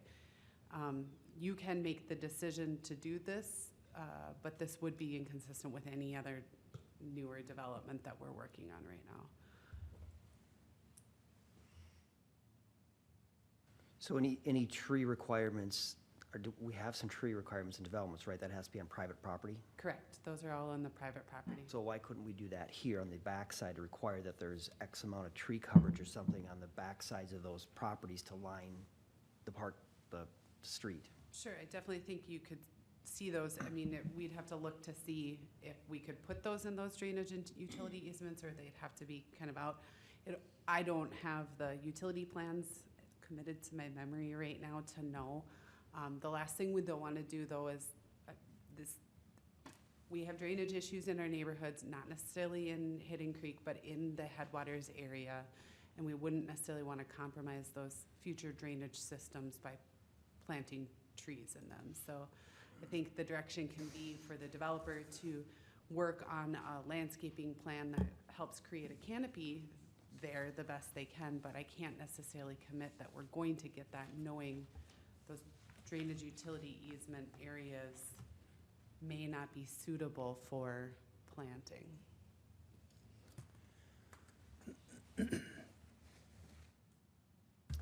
If, I have a question. If we did the, sorry, just so I'm clear, if we did the 84-foot, that one would be divided, and would it be turn lanes, only left-hand turn lanes? Only left-hand turn lanes, but we could accommodate then trees in the median, Right. or vegetation, I can't say trees. And it would be much necessarily, but safer. some Yeah. Right hands aren't so bad, but left hands having the turn lanes would be safer. Yeah. At this point, I'm in favor, sorry, Kevin, No, to go cut ahead. you off. No. At this point, I think I'm in favor of the 84-foot roadway, because then it allows it to be divided. It allows the left-hand turn lanes that are safer. It's more in, it's the same feel throughout driving. And then we are able, guaranteed, to have the trees in the median. And it's still a compromise, because the original was 100 feet, correct? That is correct. So just a question, like when I look at those medians now to put a tree, I mean, we could dig those up, those concrete, and put trees in those existing medians that we have there now. It seems pretty, like, not the greatest environment for, There's grass in the medians.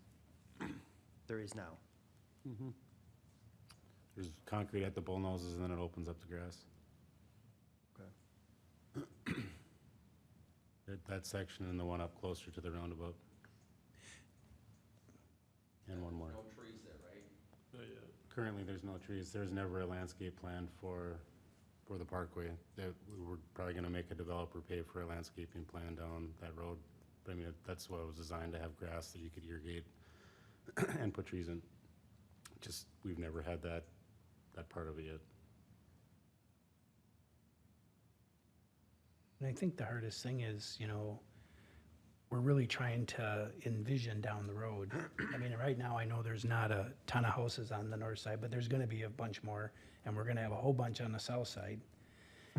And hopefully, if our plans, our vision is good with our waterways, it's gonna be a beautiful drive, and to change it now, I think would be a mistake, but, I mean, I could see us shrinking it a little bit, but personally, I think to change the vision would be a mistake, but it's my opinion.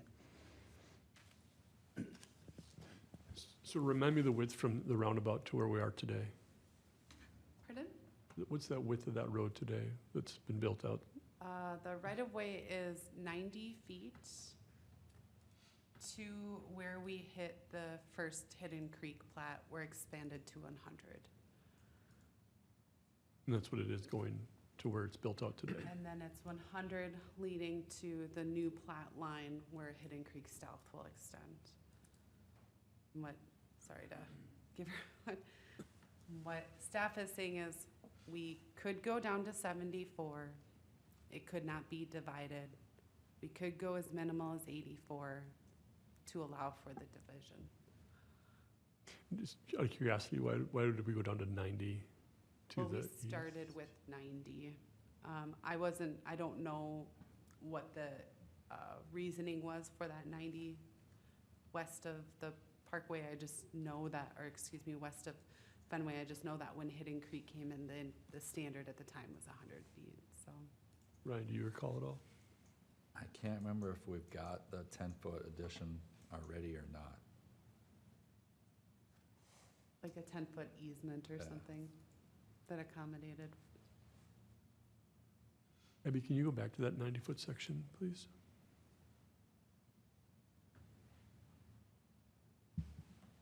So in this 90-foot section, there'll be room for that 10-foot trail. Yes. Not an exact science On both sides, right? on both sides. Yeah, Yep, because the you one's see there. that Yep. The trail exists and then leaves that room for the trail on the south. You see right now 17.9 feet. This is not a survey, it's not exact science. There's probably, So the Less 10-foot that's not acquired currently was in the review memo, requesting that part of the Hidden Creek South plats. And the reason why you would need 100 is to ultimately do the design that's been constructed to date, but then if you had to come and construct right turn lanes in the future based on traffic counts, traffic capacities. If you don't ever need them, then you wouldn't need the 100-foot right-of-way. 100-foot right-of-way is 100% related to being able to fit Future. right turn lanes in the future. So right there, that intersection we're looking at where there's a stub going south, we wouldn't be able to do a right turn lane. that is correct. Not now, no.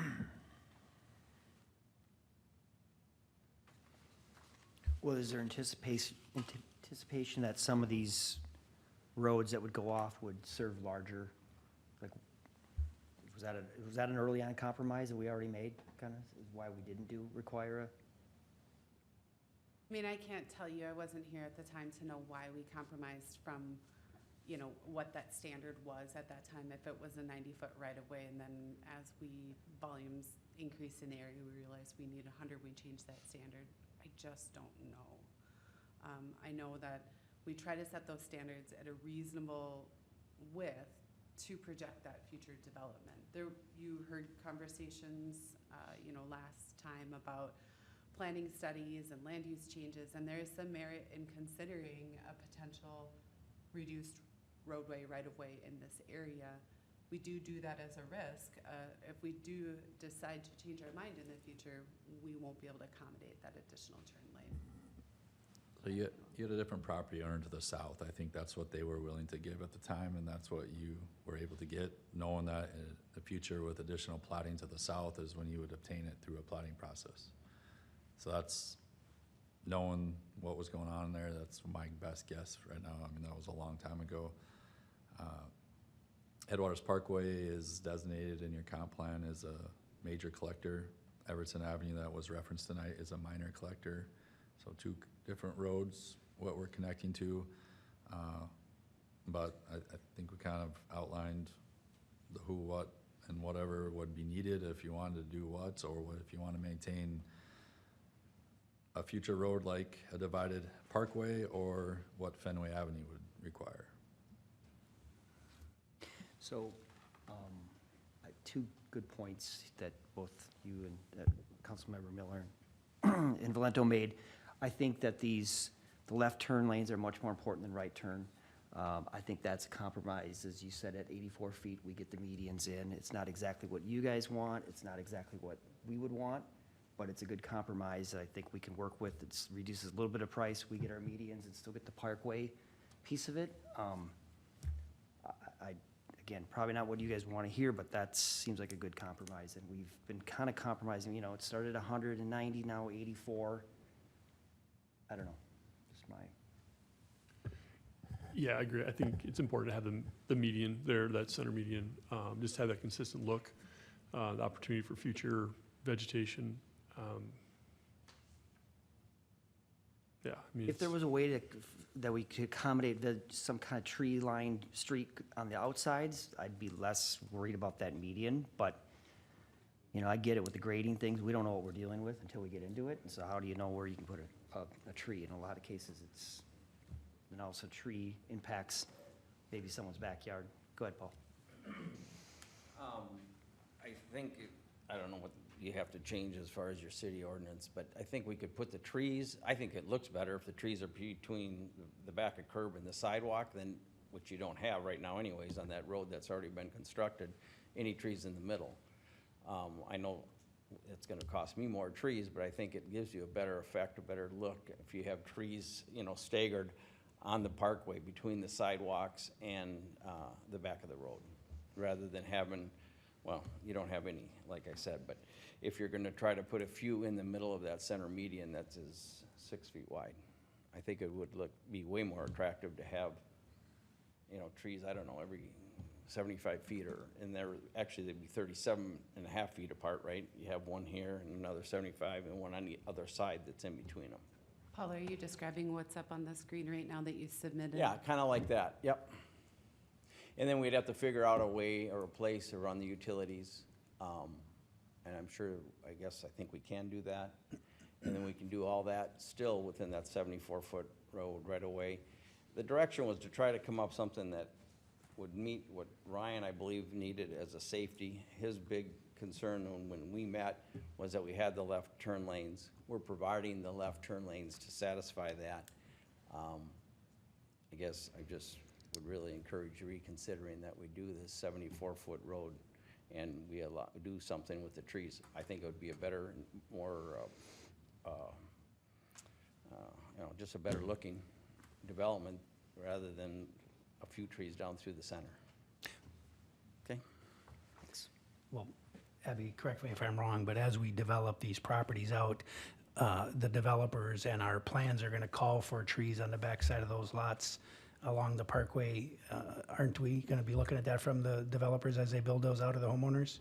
We do look for 4 trees per lot Right. right now, so we already have that requirement. So we will end up trying to have some of that vegetation, I think at the concept plan review. I can't remember, possibly it was the Park Commission or the Planning Commission who really wanted to already see quite a bit of vegetation, Right. maybe even some berming, I don't remember, forgive me, maybe it was the council, along those parkways and those rear yards to really help break up that roadway and just that, you know, mass some.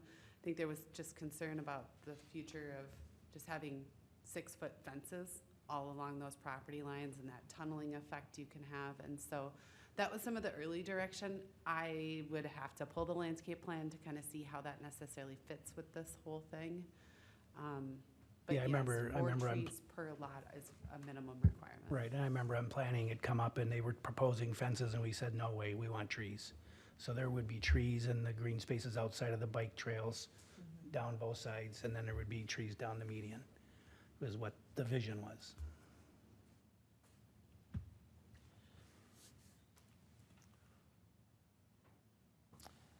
So are you, I think 84 is a good compromise. I mean, 100 is good, because then we get both turn lanes, and we have the option to add the right turn lanes.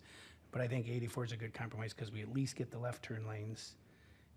And somewhere along the line, we maybe could even work something out with future developers on the south side going down further. But I think that's a good compromise. 84 feet. Yeah, I think the challenge is if we go to 84, that's what it's gonna be then for the rest of it, because they're developing both sides, right? Yeah, they are. the challenge meaning not the ability to have a right turn lane at some point? Is that what Right. you're saying? I mean, it's, you know, the idea that a future developer, we're gonna be able to do something different, I mean, because this is gonna be narrower, because it's gonna be built out on both sides.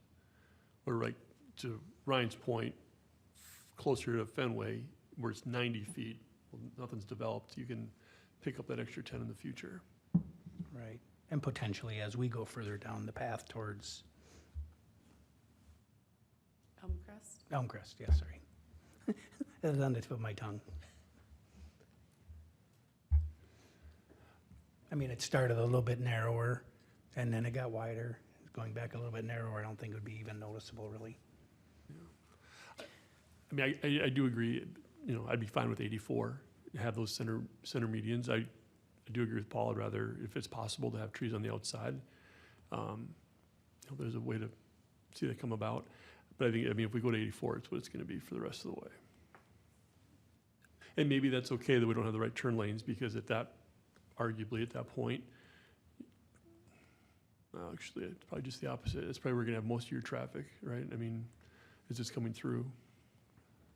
So when just as a reminder, the Parkway excuse me, Mr. Mayor, members of the council, the Parkway extension this is the subject properties for Hidden Creek South. It'll follow along the section line and curve, and where it curves will be just to the north of the potential Judicial Ditch 4 project. So we talk about right-hand turn lanes. For sure that those first two 80s or that first maybe, let's see if I got, obviously this is a hope, but the first kind of half mile there of the roadway, you won't need those right-hand turn lanes to the south. Because you won't be moving into development. There may be the possibility that as we loop up to the north, we are able to obtain more right-of-way through there. It does affect that design, but possibly the developer would be willing for those 16 extra feet. I have a feeling they won't if they know that we're establishing the standard of 84 now. So something, as you mentioned that, something council needs to be aware of, the more expensive this road is, as we get to that point, we're gonna be paying for half of that road. Because the south side would be ours if we move forward with that JB4 project.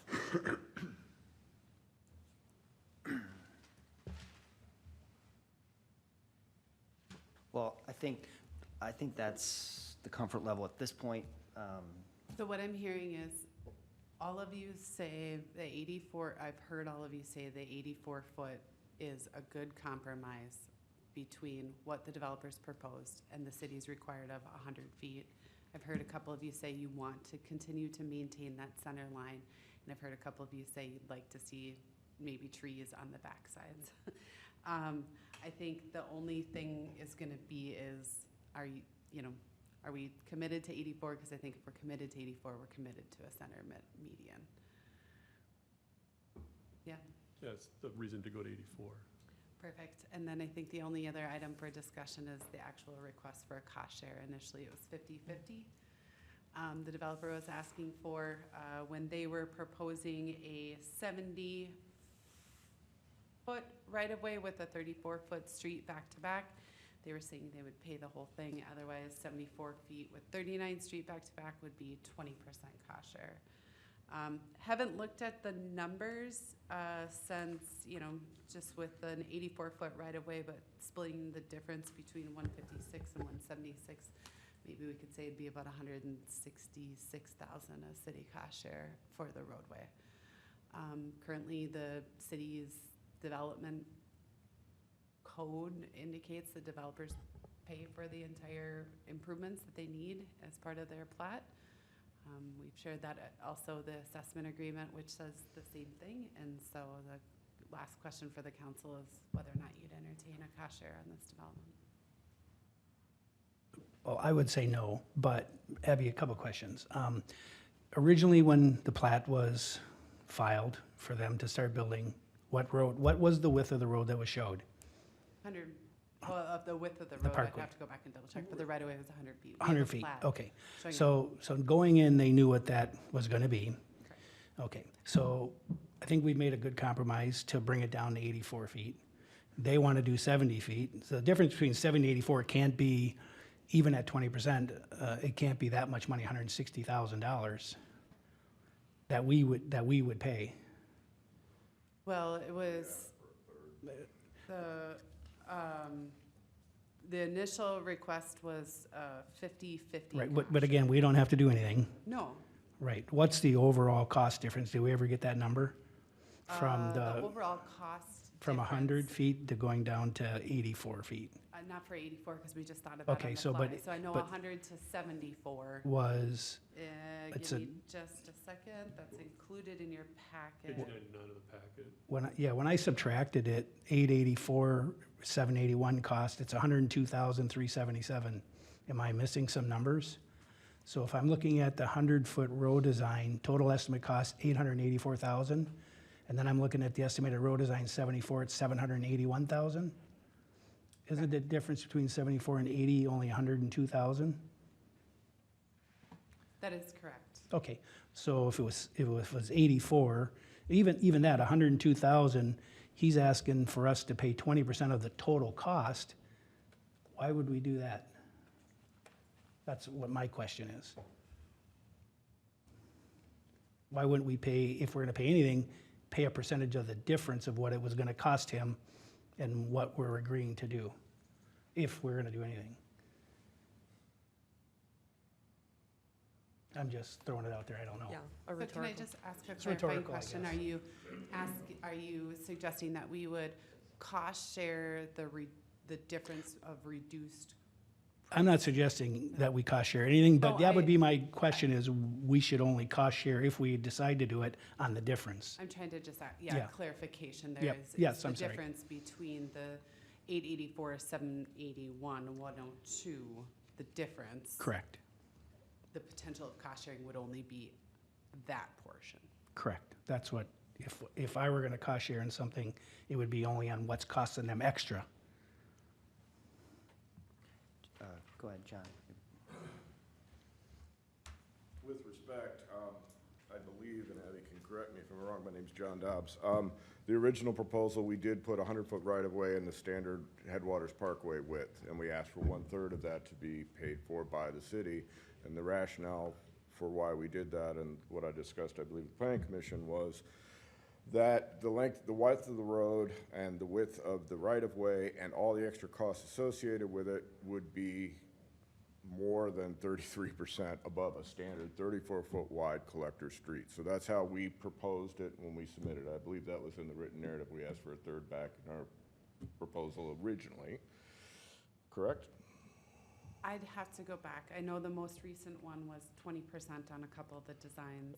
And on the I don't recent know one, why I've got 50/50 in my head, so I'd have to go back. I think it and was a look back. third, but, and so then when we met with staff and talked about that, we just simply looked at the math of the difference between the road with a boulevard in the middle and all the things that mostly we've been talking about. And you do the math that way and on the cost, and it's about a 20% extra cost from a 34-foot wide collector street, which I heard Mr. Bergman say when he got up here is really, from his point of view, kind of what that road really should be for width, and everything else above it is related to aesthetics in a parkway. I'm not suggesting you agree or disagree, I'm just suggesting this isn't arbitrary. We've really tried to kind of work our way through and keep the numbers from beginning to end. That's it. I have another comment, though, Mr. Miller. The PUD booklet shows it a two-lane road. It doesn't show it as a 90 or 100-foot right-of-way to the west. And even the drawings, everything supports that being a two-lane road. So it wasn't that we knew that it was gonna be a 90 or 100-foot road right-of-way going to the west. You keep saying that, you said that in the work sessions, that's not true. There isn't the documents that support that. So on the plats that were filed, that wasn't on there? When they came in and filed their plat to develop their lots? Yes, their plat was submitted with a 100-foot right-of-way shown, consistent with the hidden creek to the north and then those. So they did know, even though they're saying they didn't know? No. Because it was on the plat? No. When we bought the land and put the land under contract, we didn't know that. Or we didn't have this 90 or 100-foot right-of-way. The only way your staff would accept our plat is they told us we had to draw it at 100 foot. Correct. What do you mean? So you knew correct? that? Well, in the last 30, 60, 90 days or whatever, but we didn't know it when we bought the land or put it under contract or put any of this Well, development. I understand, and- Facing. Well, yeah, we knew it, that they wanted it. They could ask for a 400-foot right-of-way. Right, and you would have an option at that point to do what? Nothing. If you didn't agree to I that, mean, you could have not developed it.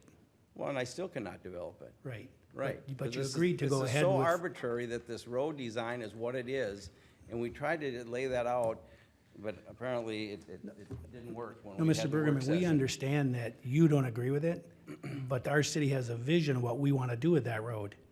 And you've been told that from the time you started building, that's what we want to do with that road. And since that time, we've had a number of meetings about this road to try to come down to a compromise that works for you, but not for us, from a city standpoint. And so today, we just said, we'll go down to 84 feet from 100, which I think is a very nice compromise, to still carry out our vision of the road.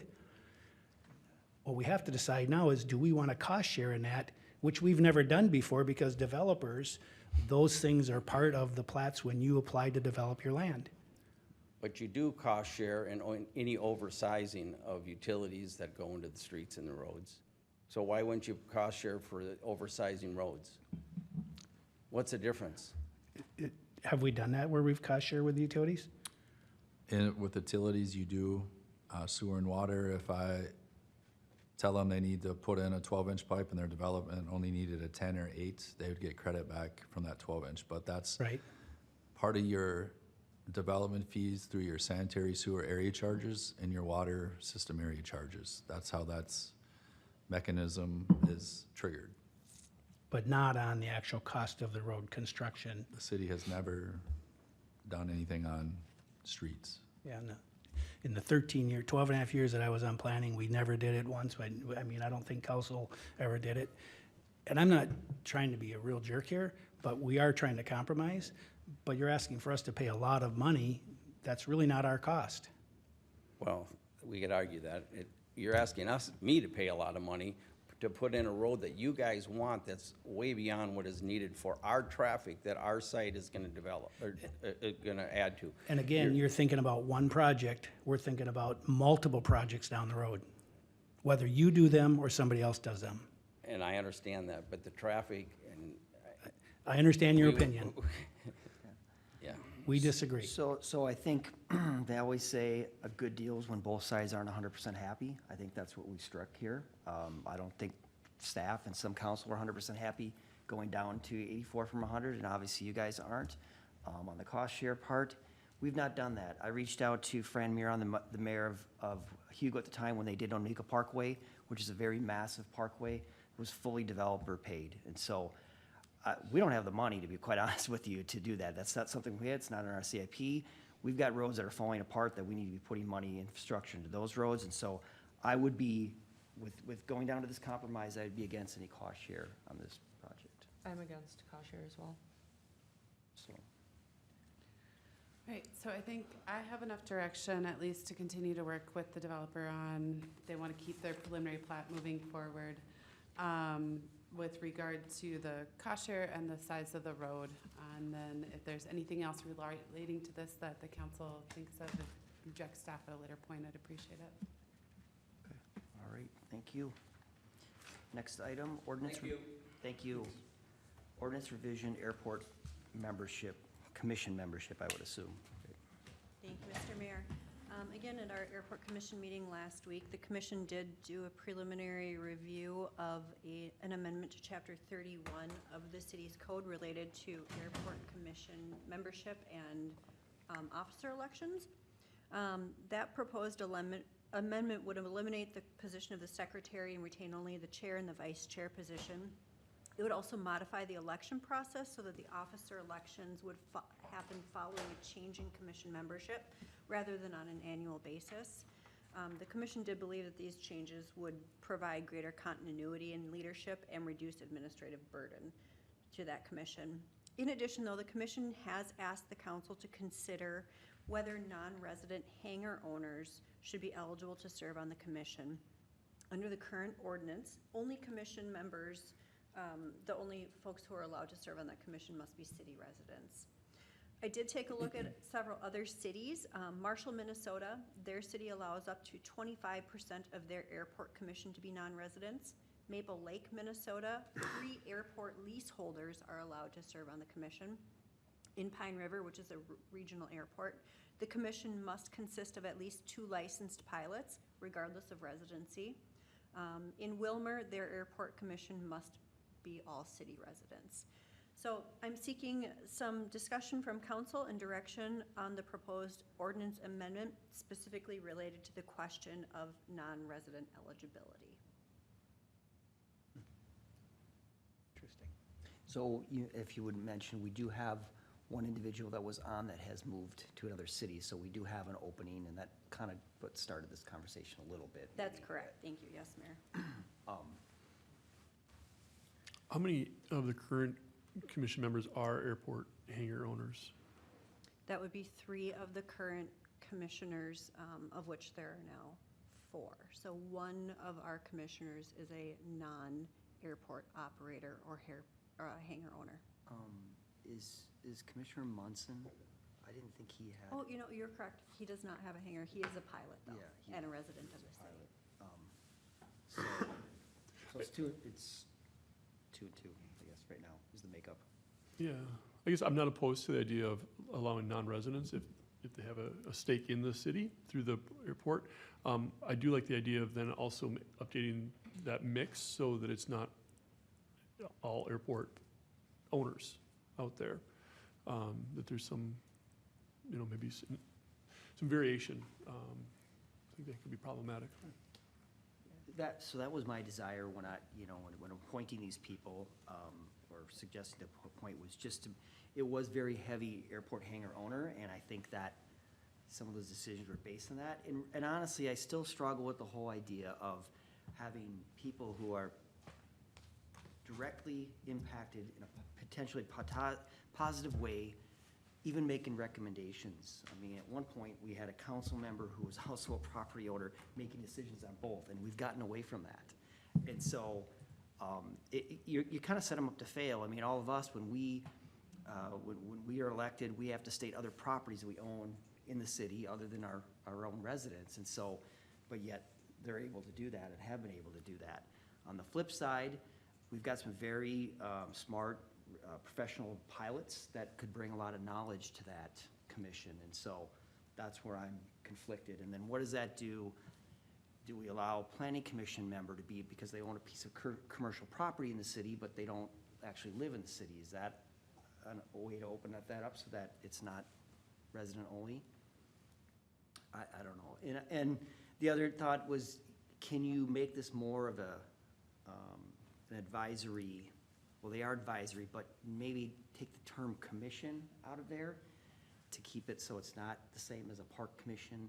Airport Or- advisory committee Yeah, or or something that then makes it a little bit more palatable if anyone's having a hard struggling with, hey, why is not just us, but the public in general, why is a non-resident owner on a commission?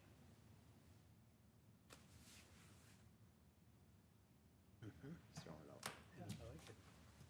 I agree. I mean, it's just a tough.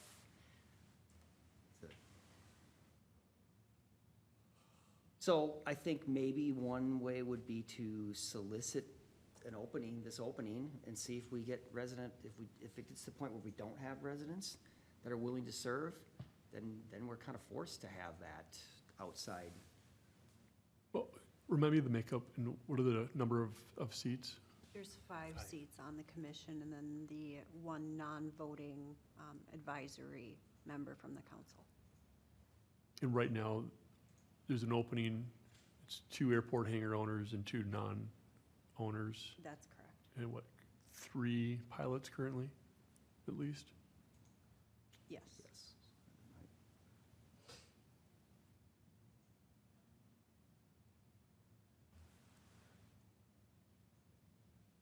Yeah, I guess I'm kind of open. I mean, if you had no more than 3 hangar owners, although I mean, that gives a majority. Kind of interesting. Would council be favorable to allowing only 1 non-resident to serve on the commission if that resident has a stake in the airport via a lease for a hangar lot? And that way, you know, it wouldn't turn into a situation perhaps down the road where we have 3 non-residents who would be hangar owners. That way, we'd still have the majority of that commission be residents. Limit only one of those positions to a non-resident. I think if we went down that road, it could be like 1 member of the commission may be a non-resident, and then that way, if we do get residents who apply, they could still be picked to be on it. But then if we get only non-residents, then they could still be on it. So we'd still have the option. It wouldn't have to be a non-resident, if that makes sense. And would they have to be a stakeholder? Yeah, yep. But let's say at some point we're not getting planning commission members. Then do we open that up to, again, someone has a commercial property in town that doesn't live in the city, now they could be on that planning commission? I don't know how I feel about that. I guess the only difference in my mind is that it's kind of a more specialized organization. I think it's important for that airport commission to have a strong aviation background. I guess that'd be the one differentiator in my mind. I agree. I would agree, and that's kind of the information that I was gathering from other communities too. While they generally don't allow non-residents to serve on planning commissions, it's more common in an airport commission situation just because of its niche nature.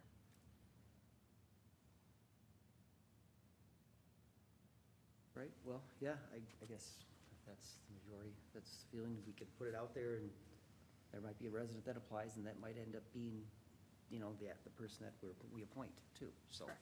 Yeah. All right, I think you have enough direction. I'll Okay. bring back an amendment for your consideration at a future meeting. All right, 9C, Comfort Lake, Forest Lake Joint Powers Agreement, Abby. Great, thank you, Mayor Roberts, members of the council. So as you all know, when we approve developments, we generally have a development agreement of some sort, and associated with that development agreement is some sort of financial security for the public improvements. So in other words, we're holding usually a cash escrow or a letter of credit in the amount of the public improvements. In the event that the developer can't complete those, we have the money to be able to complete them. So when it comes to stormwater management, erosion control, we have recently learned that Comfort Lake Forest Lake Watershed District also requires a security. Therefore, a developer is essentially double paying financial securities. Talking through this with Comfort Lake Forest Lake, they've entered into joint powers agreements with other jurisdictions in the watershed district that would essentially waive the developer's obligation for the watershed's security if the city held the securities that was in the amount suitable to the watershed. A copy of the JPA was included, a joint powers agreement was included in your packet for reference. We talked about this as a team. We talked about this with legal counsel. And I think one of the big things that we identified as kind of a policy trade-off, right? We don't want our developers, we hear development costs money, right? And we don't want to be our developments double hitting. But we also don't want to be responsible for another jurisdiction's security. And so one of the things that we took a look at and talked about with Watershed District staff is their willingness, if we entered into a joint powers agreement for land development projects that are happening, is that in the future, if the only remaining security that they've done the improvements, but the watershed still wants to hold securities, that there would be a process to transfer that security to the watershed. In other words, we're going to hold on to those securities for stormwater, erosion control, the requirements we already have in our letter of credit.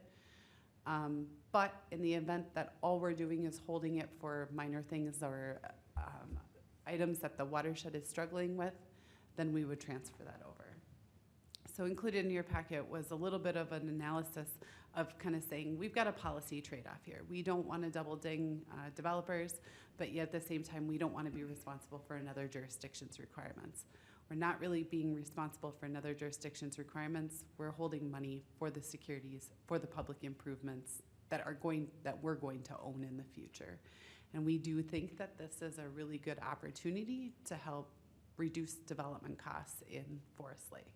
So tonight for your consideration is a brief discussion to see if you're comfortable with us moving forward with the Watershed District on joint powers agreements for development in Comfort Lake Forest Lake Watershed District boundary, with the caveat that we would work with our legal counsel and their legal counsel to get in some language in there that's kind of protecting us in the long run, that we're not holding securities in perpetuity for the Watershed District if all was remaining was Watershed District requirements. Does that make sense to everyone? Yeah, one question I have is why are we only considering this with Comfort Lake, Forest Lake, not Rice Creek? It's a great question. We have put out a phone call. So this is a fairly new thing that's come up with the Amberley Woods development, the first development in Comfort Lake, Forest Lake Watershed District since Forest Hills Preserve. I do believe that a similar agreement was had between the city and Forest Lake, or Comfort Lake, Forest Lake on Forest Hills Preserve, but it was a little bit more maybe of a handshake variety. This would be formalizing it. We have put out a phone call to Rice Creek Watershed District to understand their security requirements to see, and I do think if the council is favorable, that direction to staff to work with both watersheds on similar agreements is very appropriate. We want to try to reduce those costs for our developers and have our policy aligned across the watershed throughout the community. So when you say save the development community money, I mean, the dollar amount's going to be the same, I would suspect. It's just going to be two different bodies are holding it, right? Yeah, this is the example, Amberley Woods. Amberley Woods has a development agreement that has $2 million in public improvements. We're gonna hold a letter of credit for $2 million.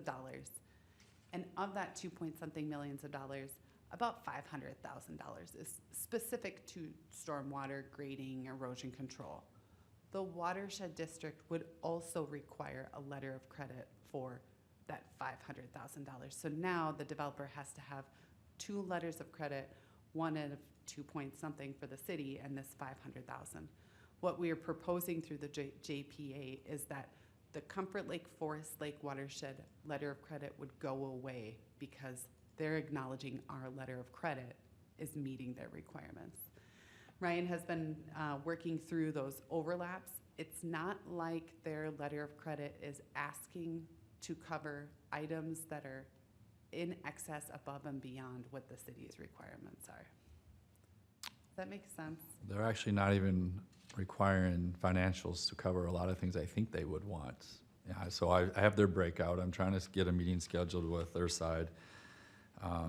You know, one of their big things is wetland buffer signs. There's almost $13,000 of wetland buffer signs on Amberley Woods, and they don't have any line item covering it. So at the end of the day, we believe we have a more comprehensive, accurate estimate of what the work is going to be out there because ours came from a bid of their contractor and their engineer, and it has all the bid items, and if they did forget any, we added that in. But we're also gonna be more restrictive on accepting the infrastructure, especially on the public side, because they're just gonna go look at elevations on record plans. Good, no, not without tolerance, need more information. That's what they're gonna review. We're gonna actually get in the structures, we lamp them, look up the lines before we accept them, because you never know what gets damaged during construction. So just the final acceptance inspection process is a lot different too. Obviously ponds, we don't wanna take on and accept a pond if the elevations are off, you know, so we'll both be looking at that. So we just believe that, you know, we have a comprehensive list compared to what they got. But at the end of the day, if there's a mechanism for some reason they're being more restrictive about something, which I don't foresee on a development, because this will eventually be public infrastructure once we accept it, right? So we don't wanna accept something right away knowing we have an issue to deal with. So, but the agreement allows that mechanism to trade off. And as the project, instead of carrying 2 letter credits, it's like, why would you need 2 cars if you just need 1, right? You wouldn't carry 2 car payments. They're within the development agreement, depending on how fast they go with work, how many letter credit reductions they want, they could do 1 a month if they wanted to. But each time they do, you know, renew a letter of credit, they have some cost incurred with that. So typically they like to go through a construction season. When we go into winter, they like to request a reduction at that time.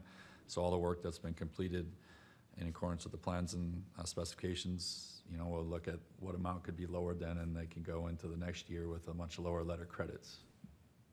Typical development construction. Did that answer your question, Mayor Roberts?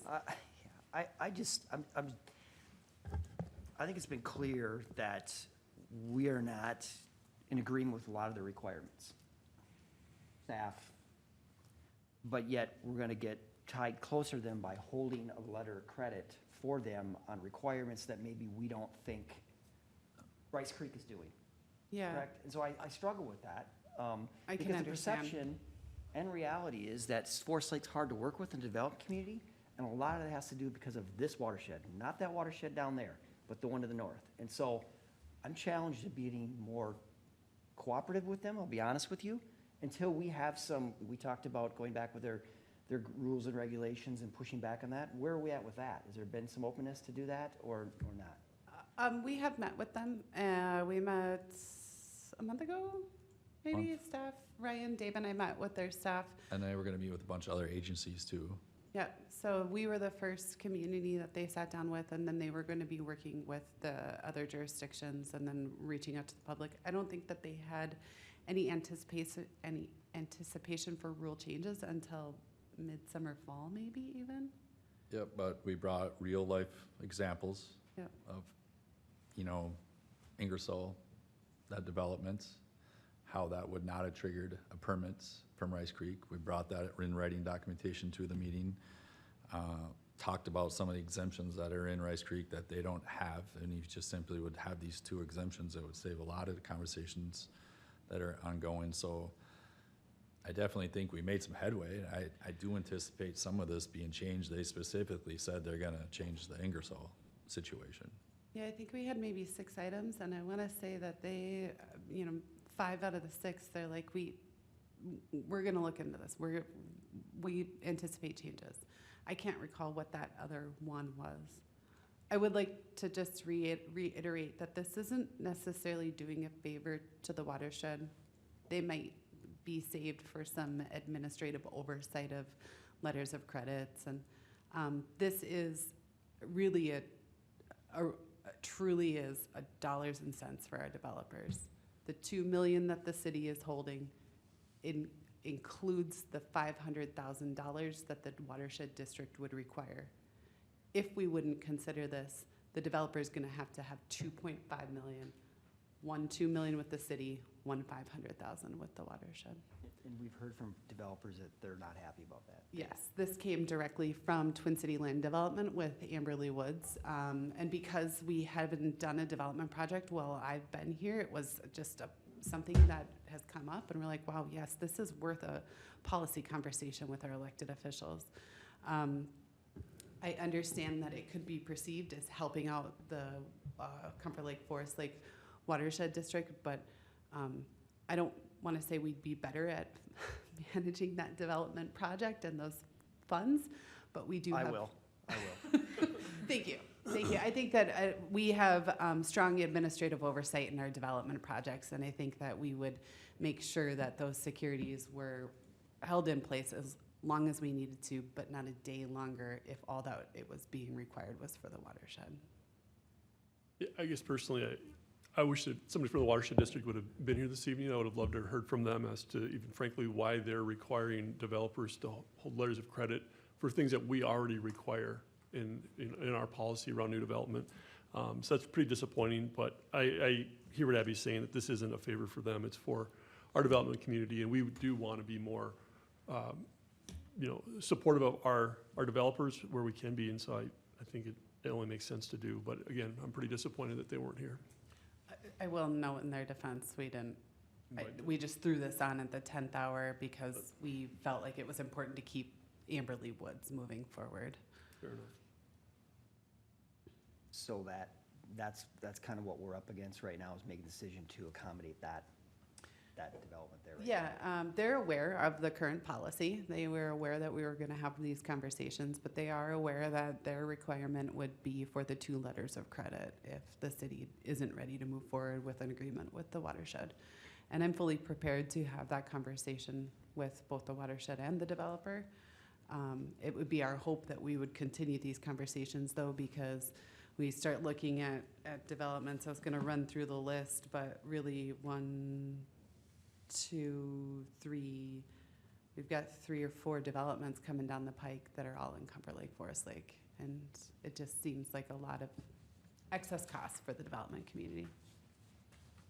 Abby, what determines, or maybe it's a question for legal, us reducing our letter of credit outstanding? So let's say they've met all of our conditions and we decide we want to reduce the letter of credit or have, they can remove it all. But yet then the watershed says, nope, we've got this stuff still.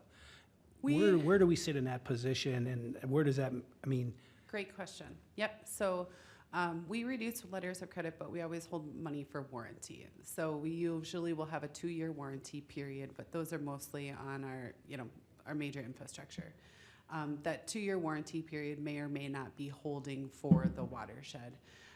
It would be we would coordinate and consult with them, but if we were ever to the point that all we were doing was holding because of the watershed district's requirements, that's what we want to build into the JPA. They currently don't have, that it would be the obligation to transfer that over to the watershed district. Trying to protect us in the long run that we're not holding funding for the watershed. Right, okay. That's my concern, yeah. With regard to how our improvements may be accepted, we already have a pretty rigorous process. Ryan will get a request. He sends, it might be an as-built review. Then he sends his team out, or they're reviewing the plans in conformity. A lot of times we have, our review and our acceptance has been the trigger for the watershed to say, oh yeah, we are as well.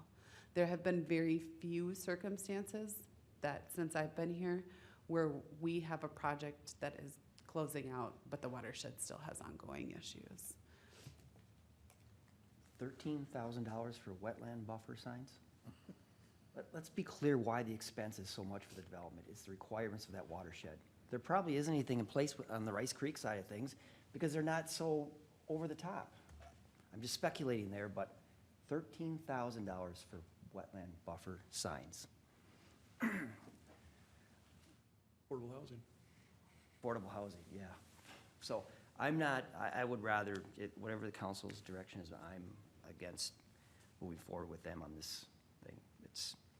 Unless we have some more clarity or we are confirmed with some things that they're going to reduce some requirements, part of this process, I'd be more open to it, but right now I'm not.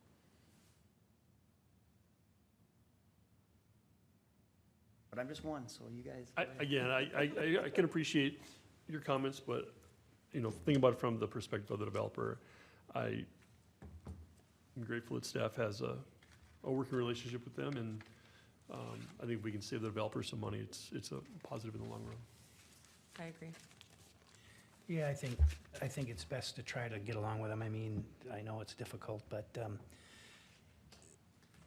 we don't want this necessarily developers thinking it's, us either, and that's my only concern is if for some reason they can't get the money back, we have to now say, oh, this is the watershed, so now we have to change the bond and over to them, or would they have to then go out and secure a bond for the remainder with the watershed?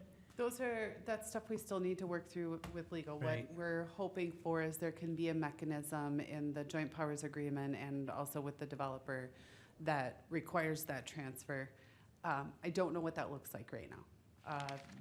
The watershed doesn't know what that looks like right now. They're favorable to having that conversation though, because they recognize too what the benefit is. to the Has there been an instance where we've released all of our bonds or our, what we've required, and then the watershed has said, nope, we're still holding this until this is done? Has there been instances like that? Or usually when we're done and we say it's good, they're on board?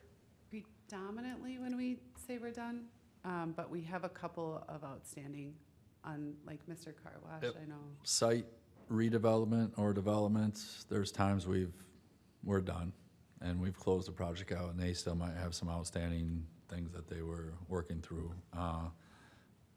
Not on residential. Usually we're the ones that would have the last things to approve or sign off on. Then they're tying up that bond still that they've had put in place until those things get done, until the watershed's satisfaction before they'll release it. Yes, so at least in two circumstances in the last 4 years, we've had the Chase Bank and Mr. Car Wash, I believe. City was done. We closed those projects out. The watershed district still has a few outstanding items. In those circumstances, what I would say is fairly few. We would write into this joint powers agreement that then those bonds would get transferred to the watershed. We're not going to continue to hold money for them anymore. Do you know if the watershed's reduced the amount of the bond then down to those last few items, or they still maintain, let's say, a $500,000 bond? That's a great question. I don't know how they administer their financial security process. But we would be, working through that joint powers negotiation to administer it through our process. We consult with them, we release when necessary and appropriate. I think we might have better leverage if we're kind of dictating that, solely versus, but again, we could still be at their mercy for some things. We could. On the bond. There could be some remaining items, I don't know, wetland buffer signs, right? We don't require them. The development requires them. We probably would still hold securities on wetland buffer signs, so that's probably not fair, but Yeah, but whether we did them together or separately, they would still require that. they would. Yeah. So you have enough So time to- I think most of you are in favor of us continuing those negotiations or the working on an agreement with the watershed to see if we can come to some solution that protects our risk and helps reduce those costs for developers. So maybe we'll have something back for you soon. Yep, thank you. Thanks. That is the end of the planned agenda, so we'll go into staff updates. And Ellie. Good evening, Mayor and council members. On June 15th, so at our next council workshop, we will be having another budget discussion. So encourage council members, if you have yet to reply to the email asking for feedback on what was presented at the last workshop, please get that over to me, or if you have any other ideas or things along those lines, please push them to staff. And then also at that workshop, we will be discussing an additional alternative for a funding solution for the Public Works facility. Ryan. Mayor, City Council, in case you hear about it or haven't heard about it yet, there will be a closure on Highway 97 at Floral Bay tomorrow just to get some water main work across. All the, MnDOT's done a lot of news blasts and stuff like that, but Chad Quigley actually went out and notified all the residents too, so they're well aware of it, to get water main across that road on that project. The Local Street project is planned on starting Monday on Hayward Avenue, that section just on the other side of First Lake there. And then Met Council 2023 grant that we did, and we also got the 25 grant, so we're just starting that. But remember, that grant was a minimum of $50,000 award for projects we submitted, and then they tally up all the costs that have come in to see how much more they can give out to eligible projects. So we went from the $50,000 to $133,771 that we got in projects that we were gonna do. This is something that, working with Public Works, we would just strategically have laid out where these projects will be done, knowing when this grant has come out. So projects you needed to do anyways, that included 9,000 feet of sanitary sewer pipelining, 10 manholes that were lined, and the replacement of lift station 25T, so. Thank you. Amanda, do you have anything? No updates. Abby? Quick development run through. We've got 3 concept plans that you're going to start seeing come before you. The Sheelander concept plan in Clear Lake. Also, we received a new one, Birchwood Estates, that's just south of Amberley Woods. Preliminary plat, you might end up seeing Hidden Creek South coming before you. I'll reach out to those developers in the morning and see how they want to proceed. And then final plat, we do have Havenwood, which is the second phase of Chestnut Creek, as well as we just received at least the fees for Hidden Creek 4th edition, so that last little part of the first part of Hidden Creek before they would move on to the south. So we've got a number of developments that are going to be coming through. I think it's going to be dusty skies this fall. That's what I think is going to be in Forest Lake. And then also just a community-wide update, Transit Link on Demand. That's the Tuesday, Thursday bus that runs from 10 to 2, has recently dropped their fares to $1 per ride. So they've marketed it as Fare for All, but that is a huge asset to the community. It is a dial-a ride, but it's on demand. So, within a few, it's like bus ride share, if you think about it like that. 15, 20 minutes, maybe half an hour, your bus can pick you up at some nearby stops to the community and bring you to a lot of the retail social places within the community for $1 a piece. So try to help spread the word, because I think overall they saw really low ridership in the community, but I also wonder who's riding between 10 and 2 on only Tuesdays and Thursdays. So Is there, they're not considering expanding, because if I remember correctly, that's a much smaller area of the that's the city that it smaller covers, inner right? city, not the one that would bring you out of the city. Again, you can pick up the phone and schedule usually 24 hours in advance if you need to go to the airport, if you need to go to the Mall of America, or $3.50 one way. They generally schedule round trip right away, and have a pretty good success rate of those out of city. Those remain the same, but those are the $3.50 still one way. So still $7 to probably get most places in the city is a fairly decent rate, I think, when you look at some of the other rideshare apps and things. Dave? Just some updates on the medians. Phase 2, they're doing the concrete work and topsoil this week, and then should be planting landscaping trees, sod next week. The first phase, the contractor's coming out tomorrow to do all the punch list, all the trees and plants that died over the winter. They're replacing all them for warranty work. So probably by the end of next week, it should be looking pretty finished up on both sides of the bridge. Great. Chief Hangar? Good evening, Mayor and council members. Just to update, last week, Officer Joel Mayer and Officer Max Meyer started. That puts us at 27 of 29, so we're moving in the right direction there. And we're also just finalizing some of the last things for the 4th of July for staffing. Great. Chief Newman? Fire has no updates. A question for you. Was there some structure fire or garage fire out on Imperial yesterday or something? Yes, at approximately 1:30, Forest Lake Fire was called out for a vehicle fire. Vehicle fire moved into the garage. We had mutual aid from Hugo, Wyoming, Scandia, and they were able to do a pretty quick knockdown, reduce damage to the garage. So just basically exterior damage and a little bit of smoke damage in the garage. Okay, good. Thank you. Amanda? No updates tonight. Jolene? Just briefly, Mayor and council members, this past Monday, a week ago today, Mayor Roberts, Councilmember Larson, Parks Commissioners Moorhead and Syring, and I and Kyle, our Parks Coordinator, had the pleasure of joining Let's Go Fishing on their inaugural boat cruise, boat tour. Just a wonderful organization. Thank you to the City Council for the support of this group. It's been phenomenal. It's getting a great reception here in the city. It sounds like their tours are booking up like crazy. So it's been really welcomed here in the community. I think this is a great asset for this community, and it really showcases the beauty of our lake. So thank you to the council for their support of that organization, and thank you to Let's Go Fishing for welcoming us out on that boat tour. A quick reminder, next Friday, June 19th, the city offices will be closed in observance of Juneteenth. So we'll put that out on social media so that folks are aware. I tend to forget about that holiday, being that it's new. So next Friday, June 19th, city offices are closed. Councilmember Miller. No updates. Councilmember Lento. Just a quick one, that Arts in the Park starts next Tuesday, the 16th, so I plan to be there. That's it. So with that, just as you mentioned that, we talked about maybe some engagement down there at some point with council, so I don't know if we want to start a sign-up sheet when we're ready for that, or?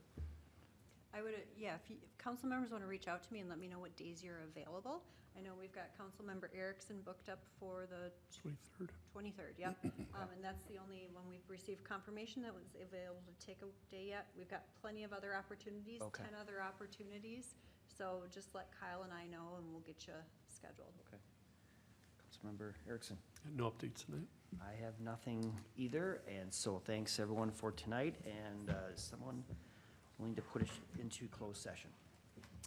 Sure, I'll make a motion that we move to closed session pursuant to Minnesota statutes 13D.05 subdivision 3C3 to develop or consider offers or counteroffers for the purchase or sale of property identified as 08.032.21.13.0169, 08.032.21.13.0170, and 08.032.21.13.0171, Washington County, Minnesota.